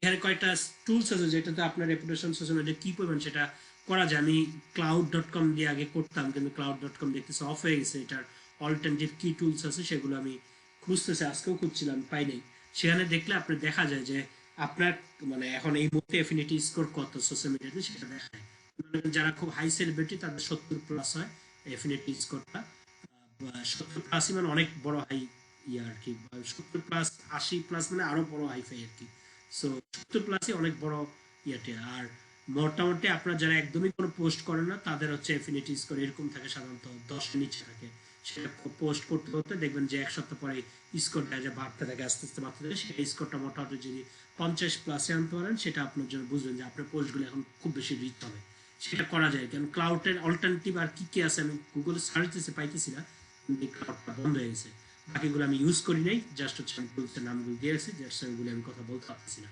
ঠিক আছে, আমি ক্লাউডের যে অল্টারনেটিভটা পাই আমি আপনাদের দিব, কারণ এটা খুব কাজের একটা জিনিস। সেটার মধ্যে আপনার বুঝতে পারবেন আপনার এখন বাজারে আপনার ভ্যালু কিরকম সেটা বুঝতে পারবেন আর কি। এটা বি ইনফ্লুয়েন্সার, হ্যাঁ, ইনফ্লুয়েন্সার, বি ইনফ্লুয়েন্সার মানে হচ্ছে আপনাকে আপনার কথা যাতে মানুষ শুনে, যে আমি বলছিলাম সেলসম্যান না, অ্যাডভাইজার আর ইনফ্লুয়েন্সার হওয়ার চেষ্টা করবেন। ইনফ্লুয়েন্সার থেকে মানুষজন প্রোডাক্ট বেশি কেনার চেষ্টা করবে আপনার প্রতি, আপনার থেকে প্রোডাক্ট কিন্তু আগ্রহ বোধ করবে। সেই ইনফ্লুয়েন্সারকে কি কি করবেন আপনি, রেগুলার সোশ্যাল মিডিয়াতে পোস্ট করবেন। রেগুলার বলতে আজকে করছেন 10 দিন পরে করছেন এরকম না, প্রত্যেকদিন সোশ্যাল মিডিয়াতে পোস্ট করবেন। সেটা আপনার যদি একদম হালকা কিছু পোস্ট মনে হয়, আপনি যে আজকে বাইরে যেতেছে এটাও পোস্ট করবেন, এটা হলো পোস্ট করবেন, যে কোনো কিছু করবেন। Post reply at social media, যেটা আমি খুব কম করি, আমি আপনাদেরকে বলছি, শুধুমাত্র ইনবক্সে রিপ্লাইটা আমি খুব বেশি ফাস্ট করি, কিন্তু কমেন্টে রিপ্লাই আমি সাধারণত খুব কমই করি। কিন্তু অল টাইম যদি ইনফ্লুয়েন্সার হচ্ছেন, আপনার প্রত্যেকটা পোস্টে যত দ্রুত আপনি রিপ্লাই করতে হবে তত দ্রুত আপনি মানে আপনার প্রতি মানুষের রিলেশনটা করবে, আপনার এফিনিটিস করতে বাড়তে থাকবে। তো এটা আপনাদের খুব কুইক রিপ্লাই, এটা যত পাবে মানুষজন তত বেশি আপনার জন্য পজিটিভ ফিডব্যাক আসবে আর কি। Make suggest at social media, social মিডিয়াতে আপনি বিভিন্ন সাজেশনমূলক বিভিন্ন পোস্ট করার চেষ্টা করেন, যেটা ইদানিং যদি বিশাল বিশাল পরামর্শ দিতেছে, কি কালার লাগবে, কি ইয়া লাগবে, এরকম দিতেছে, দেওয়ার চেষ্টা করতেছে। তো এরকম আর কি সাজেশনমূলক পোস্টগুলো দেওয়ার চেষ্টা করেন, তাহলে আপনি ইনফ্লুয়েন্সার হবে। আপনার থেকে অন্যরা কি কি এরকম পোস্ট করেন, অন্যরা কি কি ভুল করতেছে ওই সম্পর্কে জিনিস দিয়ে, মনে করেন যে দিছে কোন কালার চয়েস করা হচ্ছে, কি কি দিছে, এরকম দেওয়া দিছে, এটা কালকে যদি এই পোস্টটা দেয় যে যারা যারা পোস্ট দিতেছে তাদের কি কি ভুল করতেছে করছে, কয়েকটা ভুল ফাইন্ড আউট করে যদি পোস্টটা একটা করতে, এটা আরো বেশি ইফেক্টিভ হবে, এবং তখন তাকে ইনফ্লুয়েন্সার হওয়ার চেষ্টা করে যদি এরকম ভাবে দেন। ঠিক আছে, সো যে এই ভুলগুলো মার্কেটিং এর ক্ষেত্রে আমরা করি, এই ভুলগুলো আমরা কালার চয়েসের ক্ষেত্রে করি, এই ভুলগুলো আমরা করি, এরকম যে সিরিজ পোস্ট করতে পারেন, এই ভুলগুলো আমরা রিলেশনের ক্ষেত্রে করি, এই ভুলগুলো আমরা সোশ্যাল মিডিয়ার অ্যাক্টিভিটিস এর ক্ষেত্রে করি। এরকম যদি ধারাবাহিকভাবে কেউ ক্যাম্পেইন প্ল্যানিং করতে পারেন, সেটা অনেক অনেক ভালো ইফেক্টিভ একটা জিনিসগুলো হবে। হ্যাঁ, মানে আপনাকে ইনফ্লুয়েন্সার তৈরি করবে খুব দ্রুত। Be active at online media, অনলাইনে প্রত্যেকটা মিডিয়াতে আপনি খুব অ্যাক্টিভ থাকতে হবে। আপনাকে ইনবক্সেও যাতে নক দিলে অ্যান্সার পাওয়া যায় সেটাও আপনাকে থাকতে হবে, তাহলে ইনফ্লুয়েন্সার হতে হবেন। 5 নম্বর হচ্ছে ব্লগিং, লেখালেখি অভ্যাস আছে তারা ব্লগিং করতে পারেন। এখন তো নতুন আরো আসছে যে ব্লগিং করে, যেটা হচ্ছে ভিডিও ব্লগ, সেটা আপনারা রেগুলার করতে পারেন। সেটা নট অনলি ইউটিউবে যে শেয়ার দিতে হয় এরকম না, আপনি সোশ্যাল মিডিয়াতে আপনি ভিডিও ব্লগ তৈরি করে আপনি ইয়ে করেন, সেই জিনিসগুলো মানুষজন আপনাকে ইনফ্লুয়েন্স করতে অনেক বেশি সহযোগিতা করবে। যেটা আমি মেরিনা পুকিনে একটা ক্যাম্পেইন প্ল্যানিং আমরা করতেছি এই জিনিসটা, যে ওনাকে ইনফ্লুয়েন্সার হিসেবে তৈরি করবো, ওনাকে ইনফ্লুয়েন্সার হিসেবে তৈরি করবো, এটা যে রিলেশনশিপ তৈরির ব্যাপারে অনেকে ইনফ্লুয়েন্সার তৈরির চেষ্টা করবো আর কি আমরা। হ্যাঁ, মানে ইনফ্লুয়েন্সার হিসেবে বানানোর চেষ্টা করতেছি। 6 নম্বর হচ্ছে স্লাইড, পাওয়ার পয়েন্ট টাইপের স্লাইড শেয়ার একটা ইয়ে আছে, সেখানে রেগুলার স্লাইডও আপ করতে পারেন, যেখানে মাধ্যমে অনেক অডিয়েন্স থাকে, সেখানে মাধ্যমে আপনি ইনফ্লুয়েন্সার হিসেবে তৈরিতে আপনার সহযোগিতা করবেন। মেক ভিডিও, রেগুলার ভিডিও তৈরি করেন, সেটাও মানে আপনি উইথ ফেস আপনি ভিডিও তৈরি করেন, সেটা আপনাকে ইনফ্লুয়েন্সার এতে সহযোগিতা করবে। হ্যাঁ, আমি কিছু কিছু এগুলি একটু মনে হয় অ্যাভয়েড করে যাই, আমি এগুলি অ্যাভয়েড করে যাই, আরো কিছু ফেস সিস্টেম দিয়েছিলাম। হ্যাঁ, এইটুকু আমি যা যা দিছি এইটার পরে আমি একটু একটা জিনিস আমি গত 2 দিন ধরে প্রত্যেকবারই একবার চিন্তা করি, কাজটা শেষ করে মনে হয় যে দেখাই নেই। সেখানে আমি দেখি কিছু আমি আপনাদের বিভিন্ন গ্রুপে বিভিন্ন জন মানুষের পোস্ট আমি দেখছি, কিছু কিছু আমি যে খুব বলবো যে সবার খুব ভালো হয়েছে এরকমও না, কিন্তু কিছু কিছু পোস্ট আমার কাছে মনে হচ্ছে এগুলো হলো বিভিন্ন গ্রুপের এই পোস্টগুলো একটু ভালো পোস্ট, আর কিছু কিছু পোস্ট এগুলো হলো খারাপ পোস্ট। এগুলোকে একটু বোঝানোর জন্য আপনাকে একটু শেয়ার করে, একদম খুব রাফ ভাবে আমি তৈরি করে রাখছি এটা। হ্যাঁ, এটাকে আমি ধরে রাখছি, এটা হচ্ছে ভালো পোস্ট, এটাকে ভালো পোস্ট ধরে রাখছি। যেটাকে খারাপ পোস্ট সেটা হচ্ছে রেড কালার, আমি রেড কালার করে রাখছি, নিচে দেখবেন রেড কালার। হ্যাঁ, এটাকে আমি ধরে রাখছি ভালো পোস্ট। আমি একটু স্লাইডে ওপেন করে দিই, এটাকে ধরতেছি আমি ভালো পোস্ট। কেন এটাকে ভালো পোস্ট ধরতেছি এটাও বলি। সেটা হচ্ছে দেখেন, সে সালামটা পরে দিছে, সালামটা আগে দেয়নি। খেজুরে গুড়ে চিনি কেন দেওয়া হয়, এই দেখেন সবাই আমি বলছি প্রবলেম সলিউশন নিয়ে যে পোস্ট করবে সেটা হচ্ছে অরিজিনাল পোস্ট। ঠিক আছে, আপনি প্রোডাক্ট কিনে না, মানুষ প্রবলেম সলিউশন কিনে। ঠিক আছে, সে এই খেজুরের গুড় শেয়ার করে, খেজুর গুড়ে কেন চিনি দেওয়া হয়, যে মানুষজন চিনি চিনি চিনি, আমার পোস্ট সবাই করতেছে কি খেজুর গুড় কিনুন আমার থেকে, আমার ইয়েতে কোনো চিনি নেই, আমারটা সবচেয়ে খাঁটি গুড়, এইটা বলতেছে। এই স্টাইল পোস্ট খেজুর গুড়ে কেন চিনি দেওয়া, এই স্টাইল পোস্ট দিয়ে সে দ্বিতীয় কারণ হলো চিনি দেওয়া কম, তৃতীয় কারণ হলো সেই ব্যক্তি, এইটা হচ্ছে ভালো পোস্ট। সেকেন্ড ভালো পোস্ট এটা। এটাকে কেন আমি ভালো পোস্ট বলছি সেটা হচ্ছে দেখেন, লতা পাতা শাল পোস্ট 09 স্বাভাবিকভাবে সে হচ্ছে ধারাবাহিকভাবে একটা কন্টেন্টে রেগুলার কন্টেন্ট দিছে, যেটার 9 নম্বর সিরিজ হচ্ছে এইটা। সো স্বাভাবিকভাবে মানুষজন এই টাইপের কন্টেন্টগুলো এগুলোতে আকর্ষণ খুব বেশি মানুষের থাকে এবং মানুষজন খোঁজার চেষ্টা করে আগের নাম্বারগুলো কি কি, আগের পোস্টগুলো কি কি ছিল। যদি এই পোস্টটা পছন্দ হয়, এই 9 নম্বর পোস্টটা যদি পছন্দ হয়, তারা খুঁজে যে 8 নম্বর পোস্টটা কি ছিল, 2 নম্বর পোস্টটা কি ছিল, 3 নম্বর পোস্টটা কি ছিল, তখন যায় আগের পোস্টগুলোর সাথে তার মানে খুঁজে খুঁজে যখন বের করে তখন হচ্ছে তার সাথে একটা রিলেশনটা তৈরি হয়ে যায়, তার প্রতি একটা কনফিডেন্টটা বাইরে যায়, তার প্রতি একটা আগ্রহ তৈরি হয়ে যায়। সো এই টাইপের এইরকম যে সিরিজ পোস্ট করতে পারেন সেটা হচ্ছে অনেক ভালো পোস্ট। এটা যদি আপনি কন্টিনিউ করতে পারেন, এই টাইপের কোন একটা সিরিজ নিয়ে যদি পোস্ট করতে পারেন, আপনার অনেক বেশি ভালো রেজাল্ট নিয়ে আসবে। এটাকে আমি ভালো পোস্ট বলতেছি। এটাকেও আমি ভালো ভালো পোস্ট বলতেছি। রিভিউ পোস্ট, যে কোনো একজন মানুষ কিনছে, সে কোনো একটা প্রোডাক্ট কিনছে, আমি পুরোটা পরে দেখিনি কিন্তু আমি শুধু উপরে একটু দেখিয়ে করছি যে এরকম কোনো একটা মানুষ ভালো কিনছে, সে এটা জিনিসটা দিচ্ছে, সেটাকে ভালো পোস্ট। কিন্তু আমি এটা নয় টাইটেল দিতে গেলে আমি আরো সুন্দর কোনো টাইটেল ইউজ করতাম যাতে মানুষের আগ্রহ বাড়ে। এটাকে আমি ভালো পোস্ট বলতেছি। হ্যাঁ, আহ, আচ্ছা, আচ্ছা, এটাকেও আমি মোটামুটি ভালো পোস্ট দিতে বলতেছি আমি, যে অরিজিনাল খেজুর রসে পাটালি বানানোর দৃশ্য, মানে এটা কেন এটাকে ভালো পোস্ট বলতেছি, সে হচ্ছে ব্যাকগ্রাউন্ড স্টোরি শেয়ার করছে, যে পাটালি গুড়টা ইয়ে করে সেটার দৃশ্যটা সে ভিডিও একটা শেয়ার করছে, যেটা তার সেলে অনেক বেশি সহযোগিতা করবে। এটা হচ্ছে সেল পোস্টের জন্য অনেক ভালো একটা সেল পোস্ট। কিন্তু এখানে সেই সেলের জন্য খুব বেশি আপনি বলতেছে না কিনতে, প্রোডাক্ট বলতেছে না, প্রোডাক্টের দাম কত বলতেছে না, তাকে মানুষজনই নক করবে, আপনি পাটালি গুঁড়ো কিনতে চাই, আপনি আমাকে একটু দেন। সে পোস্ট করছে খেজুর গুঁড়ে পাটালি বানানোর দৃশ্য, ব্যাকগ্রাউন্ড স্টোরিটা সে শেয়ার। এটাকে আমি ভালো পোস্ট বলতেছি। এটাকেও আমি ভালো পোস্ট বলতেছি। এটাকে কেন আমি ভালো পোস্ট বলতেছি, এই দেখেন আপনি এখানে পোস্টের টাইটেলটা দিয়ে মানুষজনকে আকর্ষণ করবে, যে কাশ্মীরি শাল নিপাত যাক, বাংলাদেশের শাল এগিয়ে যাক, গতকাল রাত 3টা বাজে, এই যে গতকাল অমুক 3টা বাজে এরকম একটা, গত বৃহস্পতিবার অমুক আমার ফ্রেন্ড, এই স্টাইলের কথাগুলো প্রতি মানুষের আগ্রহ বেশি থাকে। গতকাল 3টা বাজে নিউ ইয়র্ক থেকে বান্ধবী মেসেজ এই সেই করছে, এগুলি মানুষজনকে পড়তে, এই লেখাটা পুরাটা লেখাটা পড়তে মানুষজনকে আগ্রহ তৈরি করবে। এই শুরুটাই তার লেখাটার আগ্রহটা বাড়াবে, যেটা মানুষজনকে পড়তে অনেক বেশি ইন্টারেস্ট করবে। এটাও খুব ভালো পোস্ট। এখানে দেখেন সে গল্প আকারে পুরো স্টোরি আকারে পুরো জিনিসটাকে ইয়ে করছে। ছোটবেলা থেকে দেখে আসছি মা মুরগি মাংস একদমই খান না, মাছের মধ্যে শুধু ইলিশের ছোট মাছ, এছাড়া কিছুই নাকি তার খেতে ভালো লাগে না। তখন মা যখন গল্প করেন তখন সবসময় ছোটবেলা থেকে মাছ ভাত খাবেন না, একবার নাকি তার মামা পুকুর থেকে মাছ এনে রান্না করা হচ্ছে, বড় সাথে সাথে বোঝা শুরু করলাম মা কেন এখন আর মুরগি নিজে খেতে পারেন না। এই যে হাবিজাবি হাবিজাবি অনেক কিছু গল্প শেয়ার করছে। এটাকে আমি ভালো পোস্ট বলতেছি। এই টাইপের ব্যাকগ্রাউন্ড স্টোরি শেয়ার করেন, ব্যাকগ্রাউন্ড ইমোশন স্টোরি শেয়ার করেন, সেগুলো মানুষজনকে খুব বেশি আগ্রহ তৈরি করবে। এটাকেও আমি ভালো পোস্ট বলতেছি। রাত প্রায় শেষের দিকে সবাই কি ঘুমিয়ে গেছেন, দেন পুরো একদম অ্যাটেনশনটা কিভাবে ডাকছে, আমার চোখে কিন্তু ঘুম নেই, জেগে জেগে হাঁস পরিষ্কার করলাম, কেটে বেছে রেডি রাখলাম। এই যে আমি বলি অল টাইম, আপনি ব্যাকগ্রাউন্ডে আপনি প্রত্যেকটা প্রোডাক্টে যা করতে, যে স্ট্রাগল গুলো করতেছেন সেগুলি শেয়ার করেন, এগুলি মানুষজন জানতে খুব বেশি আগ্রহ বোধ করে, এগুলি আপনি করেন। এখন 2-3 ঘন্টা যদি নাও হয় এরকম ঘটনা, বানায় হইলেও করেন জিনিসগুলো, ঠিক আছে। এখন 2-3 ঘন্টা ঘুমিয়ে সকালে রান্না করে কাস্টমারদের বাসায় পাঠাও, এই হচ্ছে আমাদের উদ্যোক্তা জীবন। এই জিনিসগুলো মানুষজন খুব বেশি আগ্রহ বোধ করে, আপনার প্রতি সিম্পেথি তৈরি হবে, আপনার প্রতি আগ্রহ তৈরি হবে, আপনার মানে প্রোডাক্টের ব্যাপারে মানুষের ইন্টারেস্ট তৈরি হবে তখন, ঠিক আছে। তারপর নিচে যে এটা বলছে, এটা আমি খুব খারাপ পোস্ট বলতেছি। দেন শুরুর এইটুকু অংশই আসসালামু আলাইকুম ওই পরিবার সবাই কেমন আছেন, এইটুকু অংশ খুব গুরুত্বপূর্ণ জায়গা, এইটুকু অংশ এইটা দিয়ে রাখছে। আর আমি যখন সালাম আসসালামু আলাইকুম এইটা দিয়ে শুরু, মনে করেন আমি 50টা পোস্ট প্রতিদিন দেখতেছি, তাহলে এই টাইপের পোস্টের টাইটেলটা দেখে আমি পোস্টটা বাকিটুকু পড়তে আগ্রহ থাকবে না। এমন একটা টাইটেল দেন যেটা অন্যরা কেউ দেয় নাই, যেটা থেকে আপনারটা ভিন্ন, যেটা তার আগ্রহ তৈরি করতে হবে, ঠিক আছে। সো এইটা চেষ্টা করুন এখানে, যে আজ বলবো আমার কাজ করা বন্ধ হয়, সরিষা তেল নিয়ে চাপ। এটাকেও আমি খারাপ পোস্ট বলতেছি। এটাকে খারাপ পোস্ট বলতেছি, আসসালামু আলাইকুম ওই বাসি খেজুর গুঁড়ো খেজুরের সঙ্গে সেই রাজ্য গোলদেন মাস থেকে এই আমি যে বলছি, আচ্ছা ঠিক আছে, এটা খারাপ পোস্ট বলতেছি।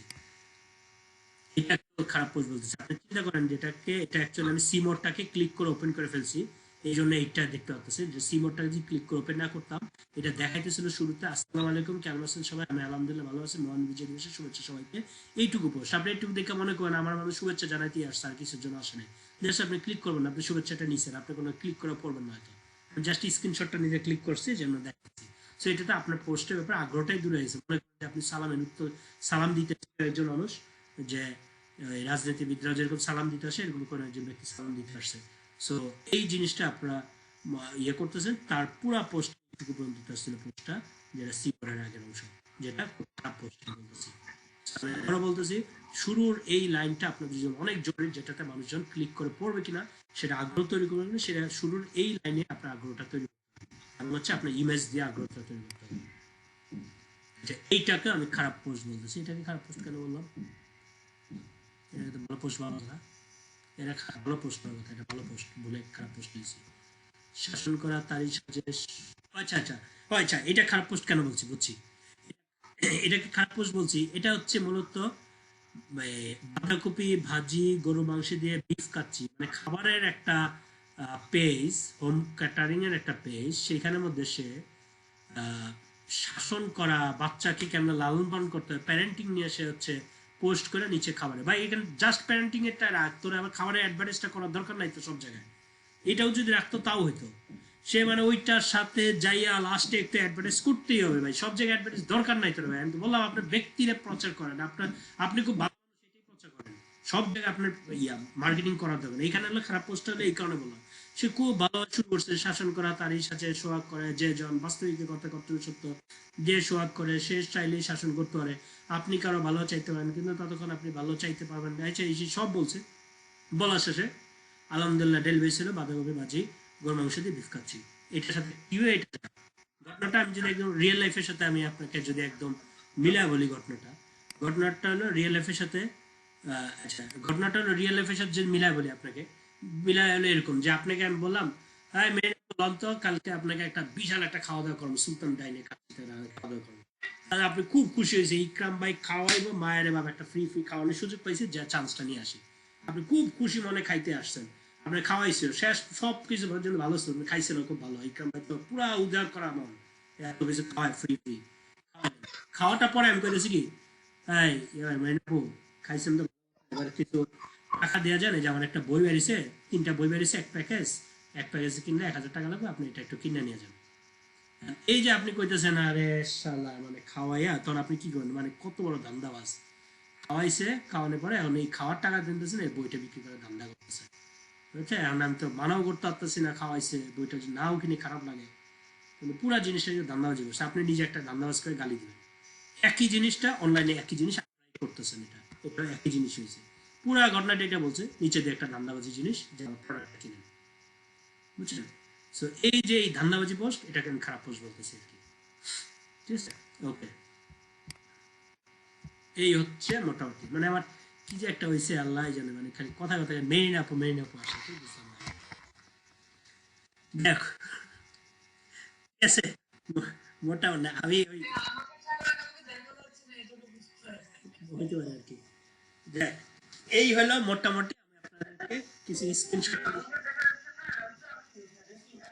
না না আপনি তো ভিডিওতে দেখতেছি না, আপনি ভিডিও দেখতেছি না, মেইন আপনি ভিডিওতে আছে এই জন্য আর কি, না ভিডিও অন করা পাইতেছি, অন করা পাইতেছি না, ঠিক আছে। এই হলো মোটামুটি আমি আপনাদেরকে যা বলছি, এই কয়টা জিনিস যদি আপনার মাথায় রাখেন, আমি মনে হয় রেকর্ড